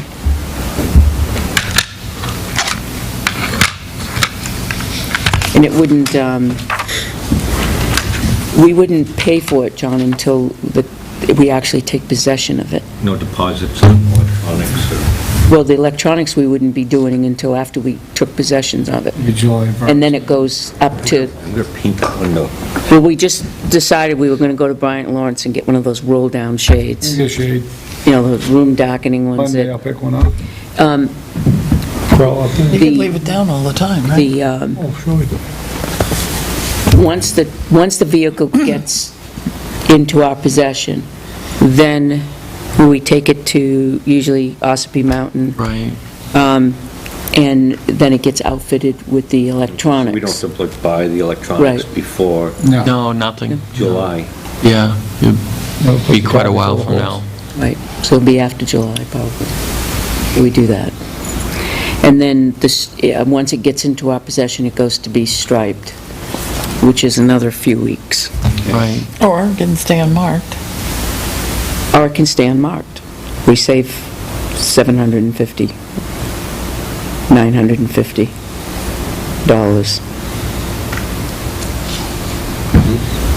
How many unmarked? Yeah, 2 technically, well, Yeah, I just, Those are the detective cars? I think the detective patrol car guys, is I the like to chief's have them car. in mark for the And the captain. visibility. the Captain has one, too. Yeah. There's 3. did we paint There's 4. the Expedition? There's 4 unmarked. 4! Yeah, I think, I'd probably I don't know lean much towards about marking it, you know, just for the visibility, so that people see them out there. That's why you paint them. Okay, what, 6:30, think we can get the cable hearing done in a half hour? All right, 6:30 for the purchase of the cruiser. Are you prepared to go over the bids tonight? I don't have them with me. Do next week? Yep. Next week? Next week? Yeah. Yeah, Next I'll bring week, them. okay. All right, Just have a couple more things.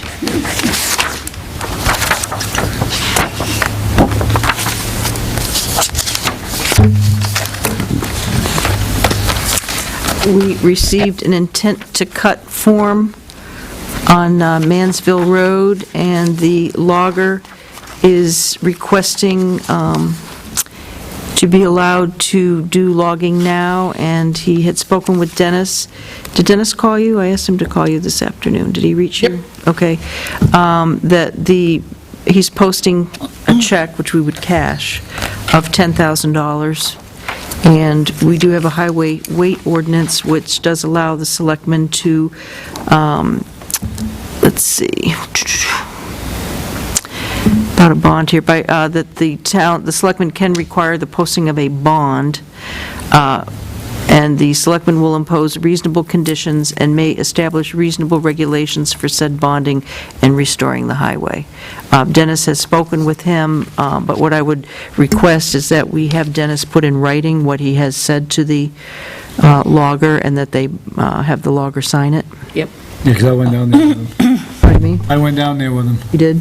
as a selectman. Okay. Took pictures of the road. Is that the tractor property? yeah.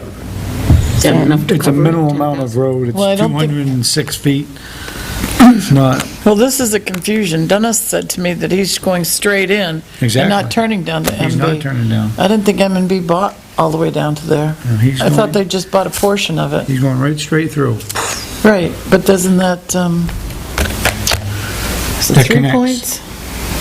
3 Is it 3 points? Right. That bought all that property? Because they came in with a conceptual number of years ago on it. 7 points. 7 points. I knew it was so many points. 7 points owns it. So is he logging for 7 points or M&B? 7 points. Okay. We checked the name, the property owner is the same address as on the property record card. Okay. So that's a pretty good piece. But he's not going as far in as I thought he was going. No, he's going straight in. Straight in. The minimum amount of road he'll touch is very minimal. My only 206 concern feet. is, Well, here's the intent to cut. and I didn't See think how much about it he's until cutting. this afternoon, is he's going over the railroad tracks. The tracks are the problem, That's maybe. him. That's nothing to do with us. Oh, yes, it is. Why? Why does that have to do with us? Because in the laws, it says that we are responsible for that railroad crossing. And we Is it talked to him- 50%? I don't know, Catherine, I'd have the law in front of me. The railroad track. Railroad track. Railroad track. That railroad And crossing. that was discussed with him, The track and he's itself. willing to, But it's 10,000.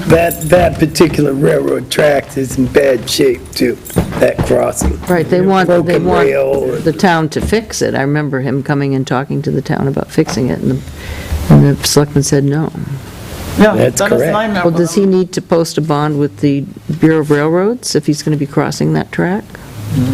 Yeah, they don't close their tracks like we do for weight limits on roads. They run just thinking trains if on it's- it, for God's sakes. You know, in the trip, Dennis know that?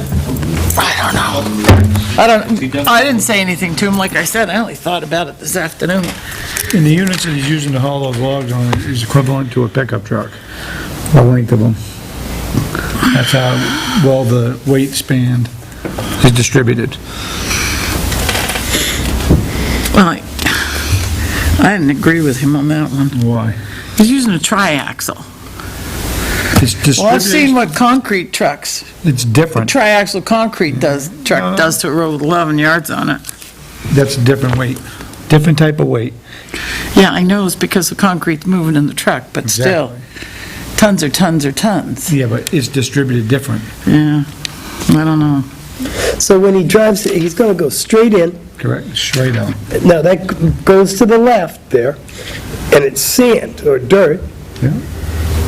Isn't that going to make that dirt area pretty mushy and what? It's a good sized Either cut. Put a mat We down, signed it last week. or you'll add No, we just got it. a layer of Gravel? gravel. Yeah, we to talked bring it about up it last above the week. road, so when he hits it. About the bond, but we hadn't received the intent yet. Use the rubber mats Well, there you go. That's the only concern I would have. Yep. on the edge. Well, we can make any reasonable conditions we want. Well, if he breaks the railroad tracks, he has to fix the railroad tracks. I don't know how you even put that in there, but Well, it's in how the amount of money you put in the bond. 10 grand. yeah, but how do we know what it would cost to fix railroad tracks? I don't think you get a problem, but. I don't think there'll be a problem either. Crossing at Silver Lake Road. Remember, Catherine, we made the state pay for that. They tried to pass that Say what? I'm off sorry. on. Remember that fixing the crossing at Silver Lake Road? They were very clear that you're not paying for it. We're paying for it. Oh, that was an issue, and that took some doing. But I don't know if you could still do that in today's world. But yeah, that and the bridge. Those are two of the issues, and they kept the road. But there was some precedent set after that. I think we have experienced it, that you will agree to accept them as state roads. Okay, no railroad shall charge any municipality for privilege constructing like more sewer lines. It describes that he's responsible for damages, the railroad tracks and roads. No, that's something that we will prepare. Oh, That's what we're talking about now. That's what Catherine's reading. yeah, I didn't see it. What we can do is there's lots of samples out there. In fact, I've got one in Northfield that I use. It's just called a road use agreement. And you just stipulate what all the conditions are. We've already taken the pictures of the road, the deficiencies of the road, and we'll go by that when he's done with the project. As long as it isn't any worse than when he started. He'll fix it if it is. There you go. But Catherine brings up a good point about the railroad track. Okay, yeah. What statute numbers are you in? I'm in 373:6A, private crossing used by This public. way. We're coming this way. I don't Public see if highway it's gonna adjacent be any projects that big have thing. I maintained wouldn't for use think. in a manner similar to a public highway. The Department of Transportation may require the same to be laid out, constructed, and protected, and the cost thereof apportioned in accordance with the provisions of this chapter, provided that the railroad should not be charged with any of said costs. The railroad's owned by the state. It's in here somewhere. Apportionment of costs, 373:3. Well, what kind of a condition are you looking to add, Catherine? Any order issued under shall provide for the apportionment of the cost between the railroad and the state, between the railroad and the municipality if such crossing is located at the intersection of a railroad and highway, other than those above specified. So, there it is, that's where it is. Anvil Road and Highway? So did you get that, 373:3, apportionment of costs? Manville is a Class 5 town road. So that's where it starts, it's 373, that's what you want to look at. Well, All right. he hasn't bonded the road. He No, he's hasn't giving bonded us- the road, he's no. given us a security deposit. Which is basically a bond. Well, It's in cash.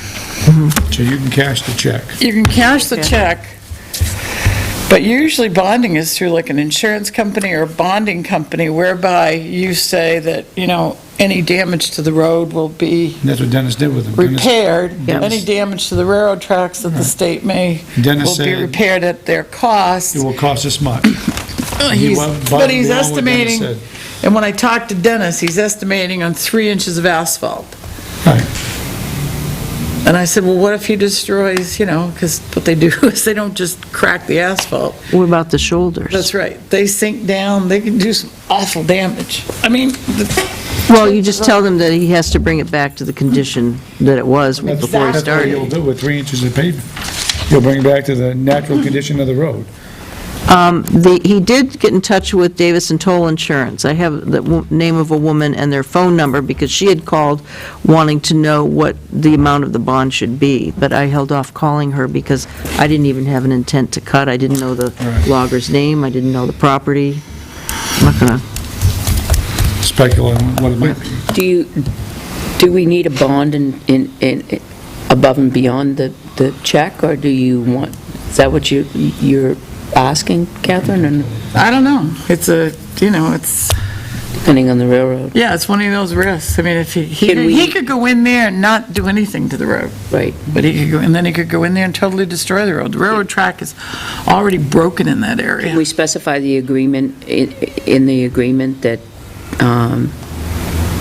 the railroad, or get in touch definitely. with the state railroad and see if they need it to be bonded?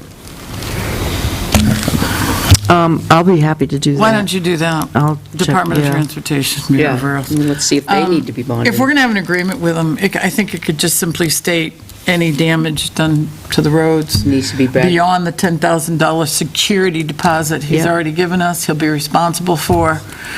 Any damage to the railroad crossing that the state might seek from the town, he'll be responsible for in above and beyond the $10,000 security deposit. Responsible for, should he have coverage, insurance coverage? He has insurance. Certificate of Yeah. insurance? Yeah, we should have him require, that's one of the things, provide a certificate of insurance. He doesn't have to name us as additional insured, but we want to make sure that his vehicles are insured in case he cracks into somebody, that he's got insurance, because we're allowing That him. has nothing to do with us, at all. Yeah. Let's say, That's personal, has nothing to do with Yeah, us. he's using a public highway. It's nothing to do with us. He's not going on town property. but let's say he hooks into the railroad tracks and rips up a And second. that's his insurance. That's nothing to do with us. That's his insurance, does he have insurance to cover that? It has No. nothing to do with us. Whether he has He could be insurance going or across not, that road when he's it's going to not- cover it. That has nothing to do with us. Has nothing to do with us whatsoever. If somebody right now took a tractor over there and accidentally Thinking hooked outside the onto one box. of the rails and damaged it, we would And not be crosses that liable for that. zebras. It would be the person that did it. But we're allowing somebody to put more weight than the road is allowed at this time of year, right? That's correct. So we're giving permission to somebody to exceed the road's weight limit. To travel the road. And not- in turn, they're going to say, well, if I do any damage, I'm giving you 10,000. What happens if it exceeds that? Do they have insurance to cover that? If they could just say, oh, I don't make money, and then we're out, we have to fix the railroad track. His motive, He's not gonna be out his, of money, trust me. He's not gonna be out of money. usually those, I don't know. I'm trying to think of my own experience. I can draft something. I'll check with the state and I'll draft He'd something. probably Send it be to the happy board. enough to give you a copy of it, but He doesn't need to. I don't It's know not how it required. pertains. It doesn't pertain whatsoever. We just want to make sure that the town's protected in case I mean, I there's could any- drive down there Just with wants to my cut his tractor, trees which is down. not over the weight We're limit, screwing with him. and I think that there's- I could hook onto that railroad track. Well, not you and me, no. Above and beyond the normal usage of that road, permission. But that's our liability, the town's. I Not think, anything to do though, with- I think the board is split on this because we have a difference of opinion. That, one is saying, I don't think he needs it, and the other one's saying, yes, I think we do. I can call property liability I and think find we out. should call, that's my suggestion, I think we should get property liability and find out whether or not it is or it isn't required, so let's, How heavy are the trucks from 3M? But this road bond should not prevent I don't know. you They won't allow from them to go across the roads. approving this Can't intent ban to them. cut. Because at some point, he's going to go in there and Rip cut. the railroad tracks up. He's got How a you year can to ban go this in guy? and cut. Hold on a minute, there's a couple of conversations going on at the same time. Because he doesn't have a business down there. We can't ban the 3M roads. I wasn't suggesting that, I just wanted to know how How heavy they were. okay. That's all. Well, in our ordinance, they have to provide that information. So 3M goes over there every day with a lot of trucks, Multiple trucks, multiple. 5 days a week, 6 days a week. The chances of something There's happening. trains that go through there. Right. Well, not this time of year, but there's trains that go through there during the summer months. So the chances of something happening are nil, but we still need to cover ourselves. Right. So you're going to check into it with Yes. property liability. Now, were you going to go ahead and approve this intent to cut, no property taxes are owed? He can't go in and cut because there's a road ban right now, so it's not like approving this means he's going to go in there tomorrow and start cutting. So that would be my recommendation, if you want to review that and approve. I agree with that. Do we That's his have, property rights at stake here. He has the right to cut down his trees. He can cut trees down, he just they're can't not take them his out. trees. Right, Well, exactly. whoever the guy can cut the trees on the property. Correct. Right, he just can't take them out. So I'm, Yeah, you can't take them Stack 'em out. up. Well, I think he's Yeah. fine for the intent to cut. Everything's in proper order for that. Is there some type of waiver we should sign when we allow people on that road? Or do you just keep the minutes of the Board of Selectmen's meetings? What do you mean, people sign a waiver that No, use the selectmen sign something. I mean, Oh, I'll have the selectmen sign this agreement. okay. The I was just- logger and the, When I was looking at it the other day, I see others. it occurred to me, what record would we have that we allowed somebody to go on the roads? If somebody said, well, have we allowed anybody in the past to use that road during the weight limit season? I don't know. I don't either. What record would we have except to go back and look through selectmen's minutes? right. Right. And that would be good luck with pertinent. that. John has a question. Is there a conservation easement on that property? No, That's not the one where we stopped them from dumping the snow. No, it's on the left-hand side. no, of it's on road. the other side. Just change This your is outlets. the Seven Points property. The asbestos dump is out there. The wells the are out tax there. card is attached there. There's other stuff buried out there.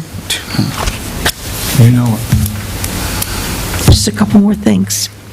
I've been collecting our current performance evaluations that we use for highway, PD, and admin, and I also have some samples from some other towns that are really good that I would like the board to look at.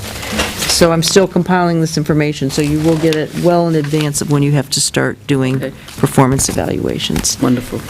We received our checks, 2 checks from the Health Trust. One is a supplemental 2011, I might have told you this before, return of contribution, and we also received the 2012 supplemental, 2012 return of contribution for medical and dental insurance. I talked with Tim to see about the easiest way, since we're not getting a credit for this like we have in the past on our invoices. They just sent us a check.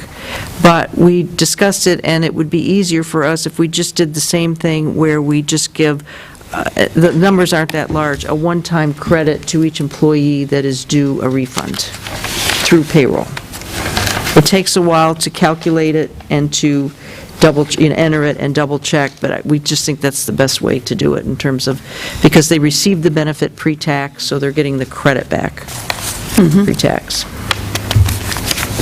And I started working, I'd hoped to have that in the April 1st payroll, but I didn't get it done in time, so I'll try and definitely get that. I've got a lot of things I need to get done before I leave on the 15th, because it's the end of the quarter, but it'll all get done. I am requesting permission from the Board of Selectmen to amend our fee policy, that when we email a PDF of a tax card, that we do not charge the $1 per printed page. Why are we emailing tax cards? We have, and we used to fax them as well.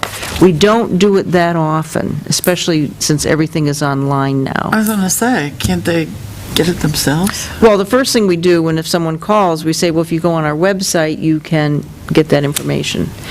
The other thing we're going to be adding is that once a month, when Dari and Lauren update the property ownership, it's very easy to click a report that Avatar will print up in PDF format, and I checked with Tim, he said we have sufficient room on the website that we can just post these reports sorted by map and lot, street address, and owner address. It just has assessing information on it, no tax information. So that people call up, we can say, okay, you can look at the tax card, and you can also go onto the land use and see who the current owner, because a lot of people have to, when they're doing abutter notifications, so that would be providing a service. But it's just, If someone were to come in and they weren't a property owner and we printed a tax card for them, we take the dollar and we write out a receipt and do that. But to PDF it, it's just, Push of a button, it's a push of the button, and then how do we chase after the person for the dollar? that's why you would. It costs us more than $1. Right. I mean, we put as much as we can on the website, so it really has simplified us. It's occasionally, and when it came in, and with Dari, because he's new, and I tell you, he's great, because he always asks questions, and which makes us stop and think and assess and review, oh, yes, how have we been doing this, and should we continue doing it that way, and maybe change, so is that, do you approve if? Yep, I do. Everybody want to make a motion? I'll make a motion to forego the $1 on the emails and faxes. Motion's been made and seconded. Any discussion? All those in favor? Okay, Governor and Council will be signing the Gaslight Village contract on April 9th. So on April 10th, we can sign the professional services agreement for Donna Lane, and we can do the subrecipient agreement for Gaslight Village, because they're anxious to get going on this. I've sent the subrecipient agreement to Tim. He's made some comments on it. I forwarded those comments on to Donna Lane, because all the language in here has to be approved by CDBG, so if we're making any recommended changes, they would have to approve it. And then I just received her professional services agreement today, and I have to give that to Tim, so he'll review these before, and as soon as he does, I can email these to the board if you want to look at them, because we'll be able to sign them on the 10th, and they can get ready to start that project. And the other things, that Clark Road intersection survey for Mr. Embry, did we want to wait and talk about that when Lauren's here? It might be better. Remember you got me the DOT plans of when they... Oh, I was going to say, because the lack of survey. Yeah. So we have all that information, so it'll be helpful when Lauren's here. We can Well, present. aren't we responding to his request, to his letter? He sent it to Lauren, and Lauren sent it to me and the board. She said, Mr. Embry had emailed the following as a follow-up to our mediation. I am unsure what to tell him with regard to his acreage. Lacking a survey, I normally would not change acreage. What would the board like to do? We require that if we're going to be changing acreage in our assessing records, that we have to have a survey done by a licensed land surveyor. That's what should be done. That's what should be done. I think it's simple Okay. enough. What do you think? You don't Yes. go back on it. Just send him a letter saying, until we have a, We'd be glad to change it if indeed it needs to be changed, but he has to provide us with a survey. and it's got to be stamped by, who A regulates licensed it? land The, surveyor. State licensed land Yeah, surveyor? there's a stamp that a licensed surveyor would put on there. Okay, and there's always more, but the rest, the most important things are in non-public, the legal and personnel, and some tax deeding. Okay. Thank you. I'm sorry it took so long. We did talk about it, and we're still waiting for a call from the deputy. So next week, we're going to do it. It's on hold till next week. Yeah. What his thoughts are.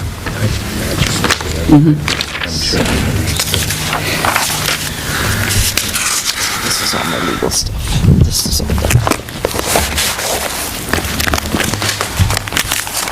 Okay, the report from the finance director, did you look at the, number 2, the hauler tipping fee? Yeah, it should be in your folder. We all have one.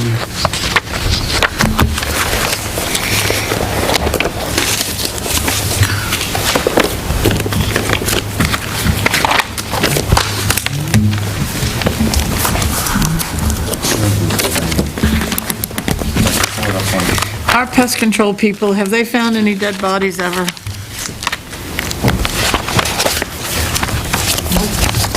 I have seen where some bait was No, I just saw that. chewed a little bit. It is online, too.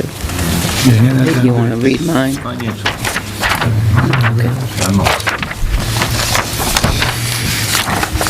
What does everyone think about the,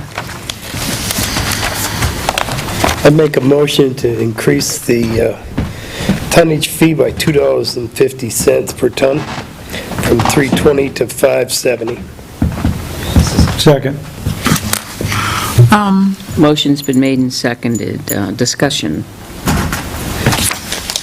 Joyce, you were going to get some figures for us as to cost.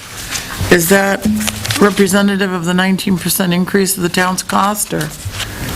No, I wasn't going to get any data. Tim was going to do that. Oh, Tim was? I couldn't remember, I'm sorry.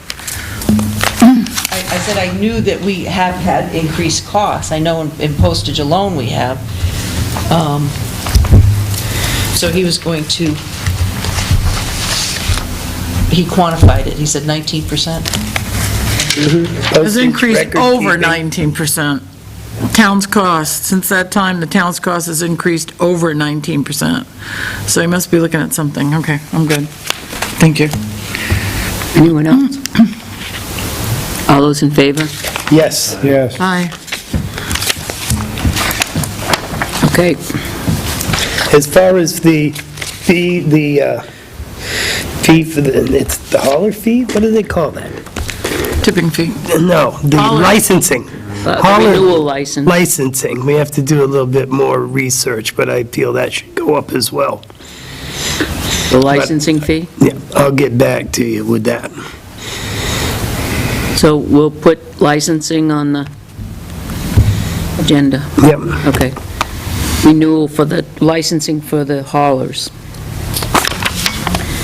Okay,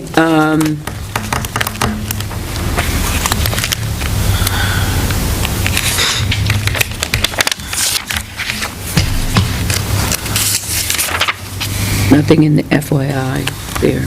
Okay. Reports from selectmen. John, do you have anything? No, we haven't done the site meeting Next week? next week. Back next Thursday on that story, and there's nothing wrong with conservation.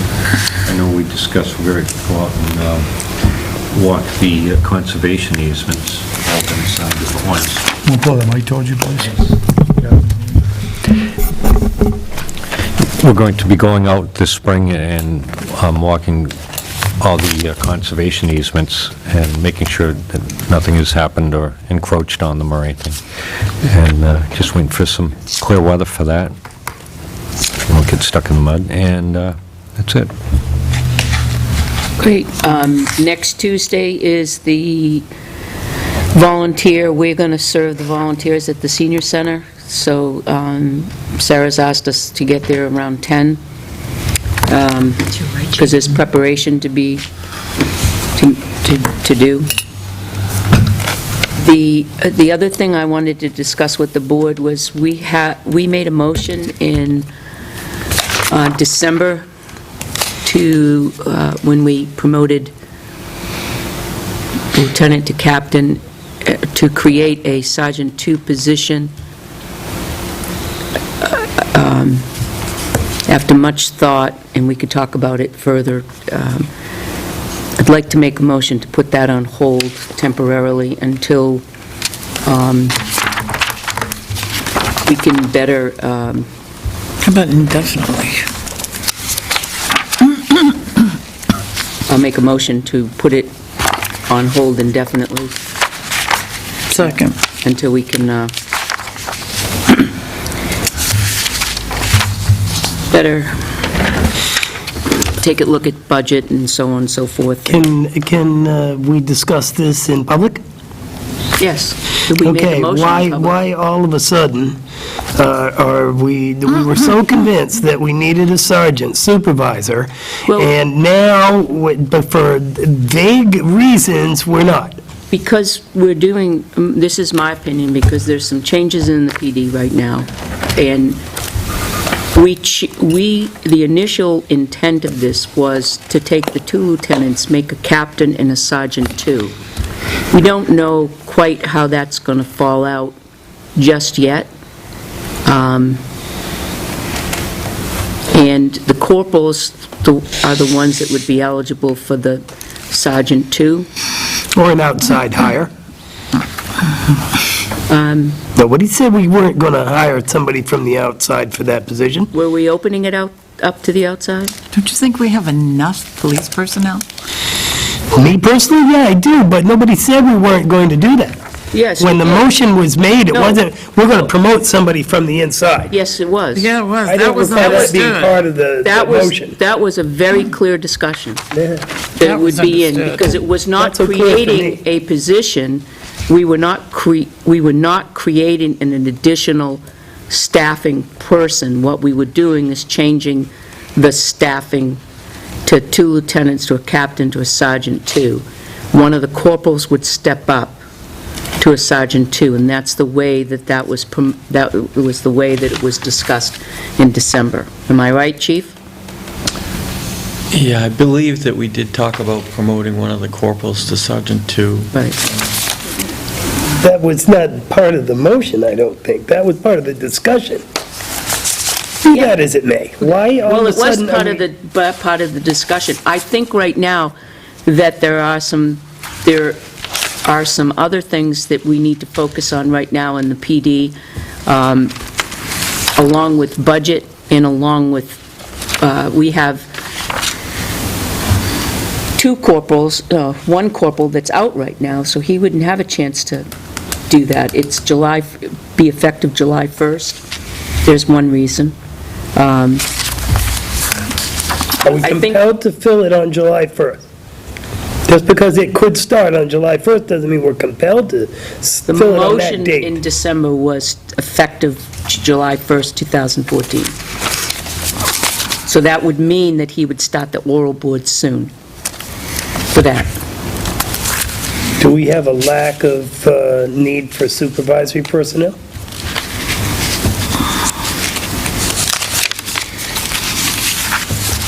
Do you want my opinion? I'm asking I you think- specifically. I think, yes, we do, but I really want to look at some other things first. I don't think we do. We had supervisory personnel and didn't even use any of them a few weekends ago. Yeah, that would be a problem for me with the lack or putting off having a supervisor. But we had them and didn't use them. So why are we, I think you all know how I feel about it.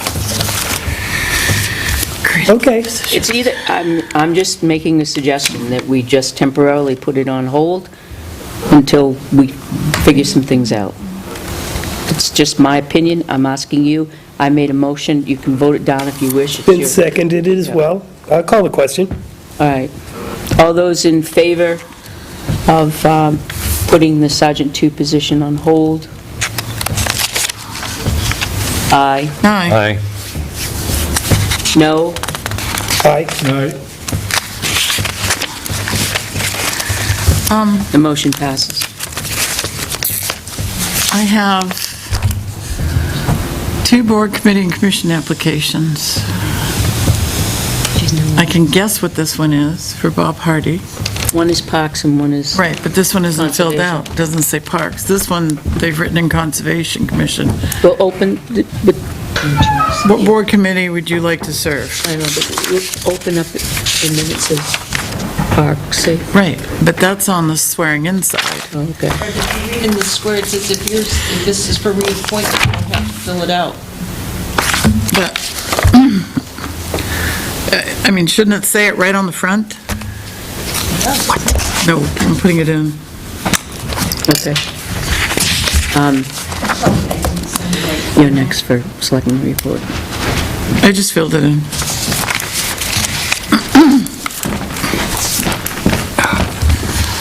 Do they all have the wrong form? No, it's the wrong form, but, see, that one wasn't filled in. That one is. That one is. Oh, okay. I'm sorry. That's okay, I just wrote it down. I was curious. Oh, because he emailed it to me, and he said I submitted two, one's for Parks Commission and one is for Concom, so I filled in this page. So Didn't we realize should- he didn't fill that. Right. There and was he- an email that And he said didn't that. because it says not to, but we obviously should put that sentence up into the box. It should tell us right on the front What they're going for. what they're going for. Okay, I just wanted to make sure that my assumption was correct. all right, so we should move this line up here.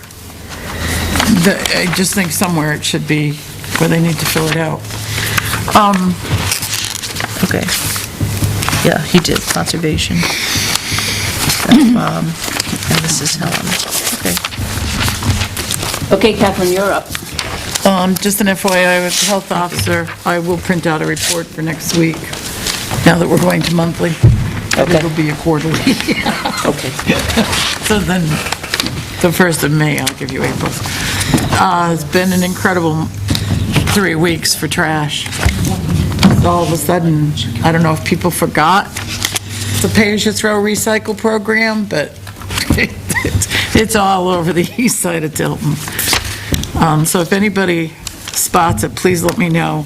There was a couple of places I finally was directed to that the trash had been there for, I'm going to say months. Covered by snow, and now all of a sudden the snow's melting? Covered That by kind of thing? snow, and in one place, Added to. the three recycled bins were Filled with garbage. on Chestnut Street, full of garbage, sitting on the asphalt with clear bags of garbage in between them, and they had to plow around it. So, please let me know if you see anything. The other thing is, I've brought it up before, why we don't take TVs and computers in the spring cleanup, Yep, because we used to. yep. And I know we used to, because I have a whole file on it, and I have 2 years where we did and copied them. There have been changes made, but I had an occasion to talk to Dennis today, so I happened to ask him. Now, they're open from April 1st to November 1st. So I can go in there Saturday and pay money, and they'll take a TV or computer. But during the amnesty week in spring, they won't, because there seems to be a storage problem, in that maybe they'll run out of storage for them. But we continue to take them for the rest of the weeks into the fall, and including fall cleanup. So I still don't understand why we don't take them during spring cleanup. It's supposed to be amnesty week.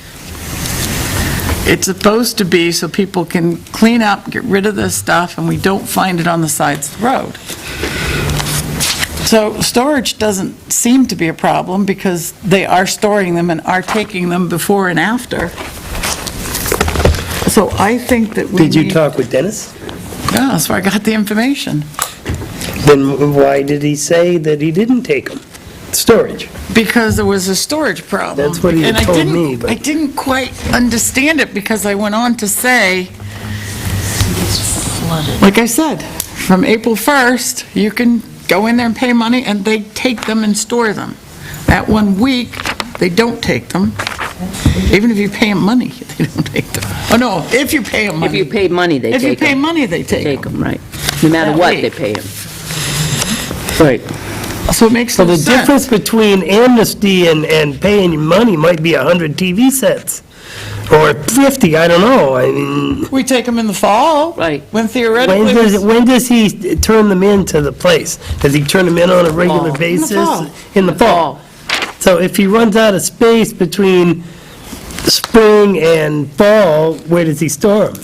But how's he gonna run, but why would he run out of space? If I he- don't know where he stores them. I'm asking. I assume you asked. He has I understand he has it sounded like a box trailer, something he Yeah. puts them in. A covered Storage, box. yeah, yeah, yeah. Storage box or And you something. can't leave them out in the weather, No, certainly, they won't but, accept it. yeah. But in the spirit of Amnesty Week, I think we should go back to the way it was. And I have documentation here that shows you that. Well, he's coming in next week anyway for his report, correct? Yeah, but it's like, it's starting up. When is it? three When is weeks, amnesty? 3.5 weeks from now, thereabouts, first weekend in May. Yeah. So I'd like to get it out. I mean, it doesn't... I mean, we don't, you know, and we I'd like to ask Dennis specifically if it was a problem in the past. can wait until or- next week, because, you know, we can just have him, and Still if gives people us bring 2 them in. weeks. I mean, because it's already published in the annual report anyway, Yeah, but we could change the flyer that we put around. But, yeah, because I don't want to see him beside the road either. and furthermore, I don't know who made the change. No indication of it. I couldn't find it in the selectmen's minutes. And I can tell you it was the selectmen that created the program, because it was me. Okay. Can we make sure that Dennis is in fact going to be here next week and early? And he has that information so he can give us the details. Because inquiring minds want to know, Okay. so to speak. Which reminds me, now, next week is going to be long, because we have Lauren and we have our department heads, and so keep the selectmen's reports very short. I'm Very all set. short. You're all set? I'm all set. Okay, Al. I'll have a report for the office downstairs next week. Okay. As far as anything else goes, we're getting permits in left and right now. Everybody wants to build now, not tomorrow. And they're looking to have okays and Here's another one. and a reminder to people in the public, you're not pulling permits, and people are getting caught doing things without permits. There is more eyes and ears than we really know, because I'm getting phone calls and I'm checking into it. But besides that, everything's great. Outstanding. Me? Okay, Hill Road we did. On the 10th of April, I have an appointment with Cheryl Coletti and Archie St. Hilaire to talk about the recycle containers down at the town garage, the hauling contract, and I'm looking to get some input from the selectmen, if there's anything that they'd like me to specifically bring up, or if they'd like to be there on that day. It's the 10th at 9:30 a.m., and I believe that's a Thursday. It is. There you go. I went to a co-op meeting the other day, the operating committee, and there's good news and bad news.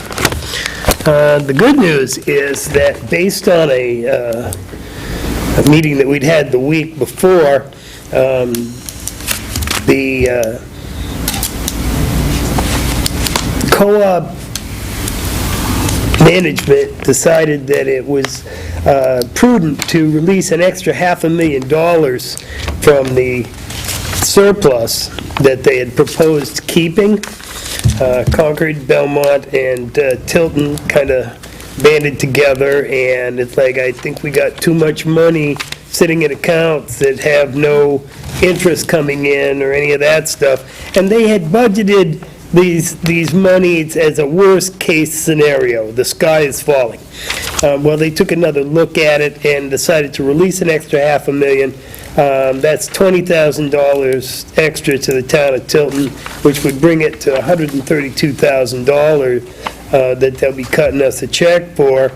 That has to be still approved by the joint board on the 8th, which is Tuesday of next week. There's a meeting at 6 p.m. in Bow of the joint board of the co-op. Now, Concord, there's a Phase 1, Phase 2 scenario. The Phase 2 people, of which we are one, are the ones that are going with the original contract, plus we're carrying forward our garbage to the incinerator in Petticook. There's a Phase 1, and there's a number of municipalities doing that. There are also a handful of Phase 1 municipalities who are opting to do, I don't know what with their garbage, but not necessarily at the incinerator. They think they can do better somewhere else, or they have, I don't know. I don't know the details of that. we all maintain the responsibility by law for the ash landfill down in Franklin. And anytime you'd like to go and see that, John, give me a call, I can set it up. It really is something to see, but we have a responsibility for it, a 4% liability for that facility. Concord is thinking that instead of amending the agreement again to create the Phase 1, Phase 2 tree umbrella under the agreement, this is our agreement we have now. We'll be here, Concord, Belmont will be there. They're thinking that we should incorporate again, have two separate entities. It sounded like a lawyer's trick at the time. The co-op lawyer pretty much said it sounded like a lawyer trick, but the Concord City Council is having a public hearing. Aside from the co-op, this is something Concord's doing, and they've invited the Phase 1, Belmont, and whoever else. I'm not sure about who's Phase 1 and Phase 2 at this point. And they're going to have their own public hearing to discuss the issues. So if you see that in the newspaper, that's what that's about. The ash credit, part of it is the ash credit, because Waste Management decided they were going to take and mine metal from the ash before they brought it to Franklin, because the metal weighs a lot, and it's worth money. The ferrous metals are worth money to them. So they were taking it, the only place they could separate that is they're taking it to a place in Massachusetts, and they put it on a big screen like you do at the beach or whatever, and they're sifting the ash out, and the metal they're mining out. They wanted to bring it back to the ash landfill up here, but it doesn't work like that. Good. Get a load of this. When they bring it down there with metal in it and sift it like that, it's now a new product, and that product is made in Massachusetts. By law, you can't bring Massachusetts ash to New Hampshire. So even though it came from New Hampshire originally, and they bring it down there, once they sift the metal out, they can't bring it back up here. So, Waste Management said that, well, they expected approximately 18,000 tons of ash to be diverted in that manner. And they wanted the option, and in order to, because we were counting on an ash credit from all the ash weight that was brought to, right, 113 grand. Sure. Except if they divert 18,000 tons in that way, we get screwed out of our money. And not just us, but everybody involved. So they agreed to pay $211,000 extra toward that ash credit to make up the difference. But they wanted the option of bringing 9,000 tons from a facility that is different from Pennacook, because the Franklin landfill is only set up for the Pennacook ash. It's all part of the contract. So they want to add to it. And they want to add 9,000 tons of ash in place of the 18,000 tons. Now, they would have to do that by the end of the year. It would have to be permitted by DES.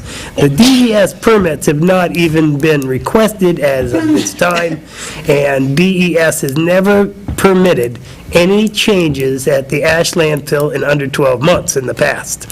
So if you count real quickly between now and the end of 2014, there won't be any extra ash, just simply because even if they could find it from another Except facility. $211. $211,000 will be extra to us. But they needed something to bring to their board, it's the general Something weird consensus. with this. So that's Concord's thing, because Just not that right. $211,000 goes to the Phase 2 communities. That was a signing bonus thing, that we got the $113,000 for the ash. That was an incentive to sign up, so the people who pulled out don't get that incentive. Well, those people who pulled out, especially because there's an extra $211,000 in cash, they're like, well, hey, wait a minute. But it's separate. There's a legal things. They're having a public hearing, but that's what that is. Okay, so, is there any questions? All right. I would like to request anybody within the sound of my voice. We have an energy committee here in the town of Tilton. It's ostensibly to talk about energy-saving ideas around the town and how we can be more energy efficient. But unfortunately, I am the whole committee right now, and I would love to get volunteers. You can get in touch here at the town hall. Now, do they go to the town clerk task collector for those forms, or do they go to Catherine? So you would stop and see Ms. Wilsner in the selectman's office between the hours of 8 and 3? Is that a good time for you, Catherine? 8:30. 8:30 and 3 p.m. So I'm certainly hopeful anybody interested in energy and the saving of energy will come on down and fill out the application. Trees on Silver Lake Road. I brought up an issue that there were some trees on Silver Lake Road that looked like they were going to fall down. The chief talked with somebody who talked with somebody who talked with a woman named Dee Herbert. I met Dee Herbert today, and she came over and said, nah, that's got nothing to do with us. But the paper she had big pine trees up near the railroad tracks and up near Tommy's house, Salou, next door to his house, is the place with numbers off the telephone poles and everything, which had nothing to do with my question, so I don't know how it got to that. However, we still have the issue of if somebody doesn't take down, they're not going to hit my wires, okay, but they are going to block Silver Lake Road when they come down, and they're dead. So somebody, I don't know, it's going to come down, and I also know that our Public Works Department goes out in the middle of the night to unblock the road, so either we go and we do it, or we find out who owns it, or something, because, We don't cut trees down on other people's property. okay, we cut them down when they get in the road. Do we know whose property it I is? do not.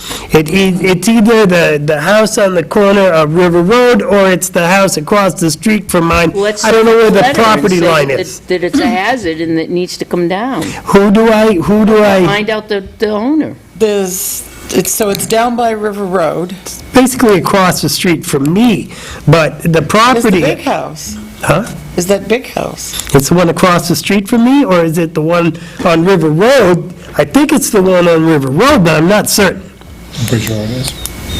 So should I do the research? Can I do the research on this, or do I pass it Look to at the- somebody? You Oh, of look, course you can. Anybody you can. can do it. It's just look at the map and lot number and it will lay out which property it is. Okay, and then I can go to that house and say, excuse me. Well, now you've. Yeah, all right, so then what do you do? Now you go to Joyce, and Joyce will send a letter out and say that we really think that there's a hazard here, and it should be taken care of. And if they do not, and it falls, and our guys have to go out to do this, we bill the landowner at that time?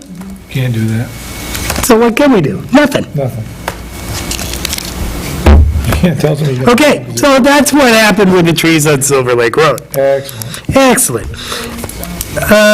Our road book talks about trees. The chat committee. I'm the ex officio for the chat committee, but I don't know when they meet, and I was wondering when the next meeting would be so I could go. Jane's the chair. Madam Chair. Pardon me? Second Tuesday of the month at 10:30. And that's at the Senior Center. Senior Center. Okay, excellent. I'll be at the next one.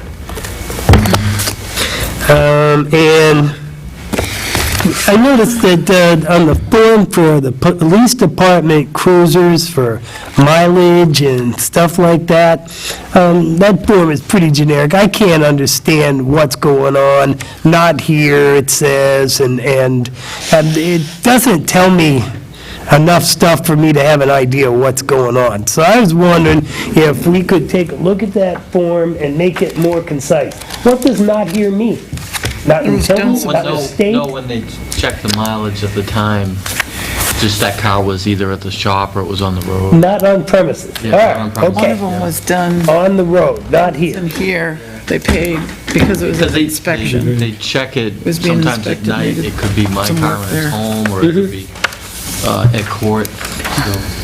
Well, one of these times, I would love to sit down and discuss with you something that makes more sense, or is more informative or something, so that we can tell which ones, like, are going to AutoServe, which ones go to the garage and down there, and which ones did he say he can't do, so now it's gotta go to AutoServe, that kind of Just stuff. some more info, Yeah, more info. Let me know when. Okay. I will indeed. And that, that's all, folks. Great. Do you have anything for us? No. Lucky. Okay.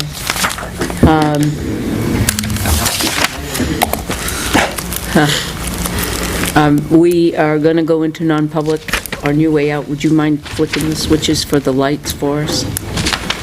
Thank you. It'll cost you. Are you going to go back into public after non-public, you're going to stay in non-public? We're going to, after we come out of non-public, we'll probably adjourn. So, all right. Right, Does not make. all right, I'm gonna walk down and lock that door. okay. No, because we're going to, Too much. I want to see all of you in your little Pass the key, don't you? little ads on Tuesday. It's not an IT response.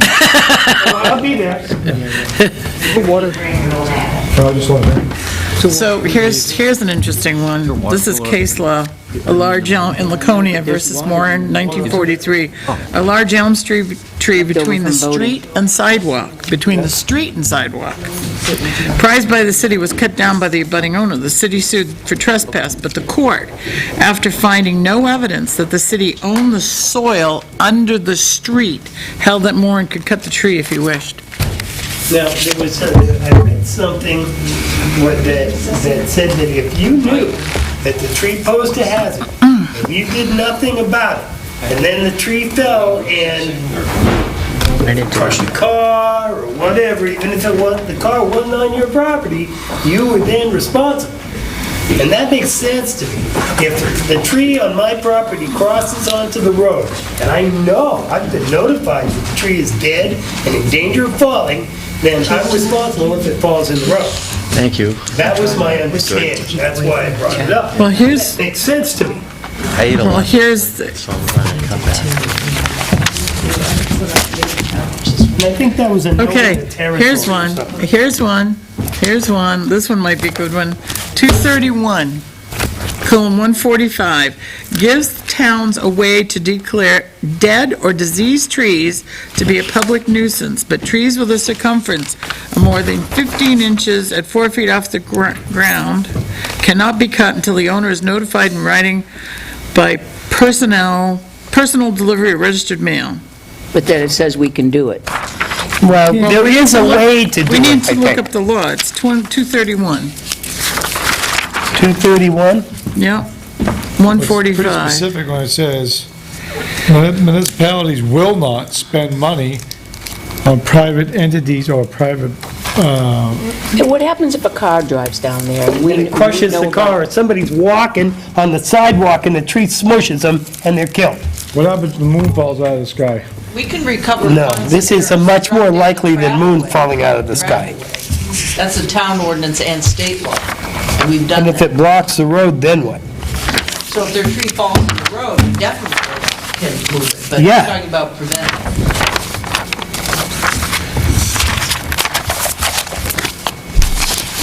We ready to go into non-pub?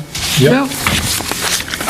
I make a motion to go into non-public session as per RSA 91A:3, and it will be personnel, legal issues, what was the other one? Tax deeding. Second. Roll call vote? Yes. Yes. Yes. Gotta keep it going, right? Okay then, we are read, and I would like to make a motion to seal the minutes of the non-public session as it pertains to personnel matters permanently and as it pertains to legal matters until such time as those matters might be resolved. Second.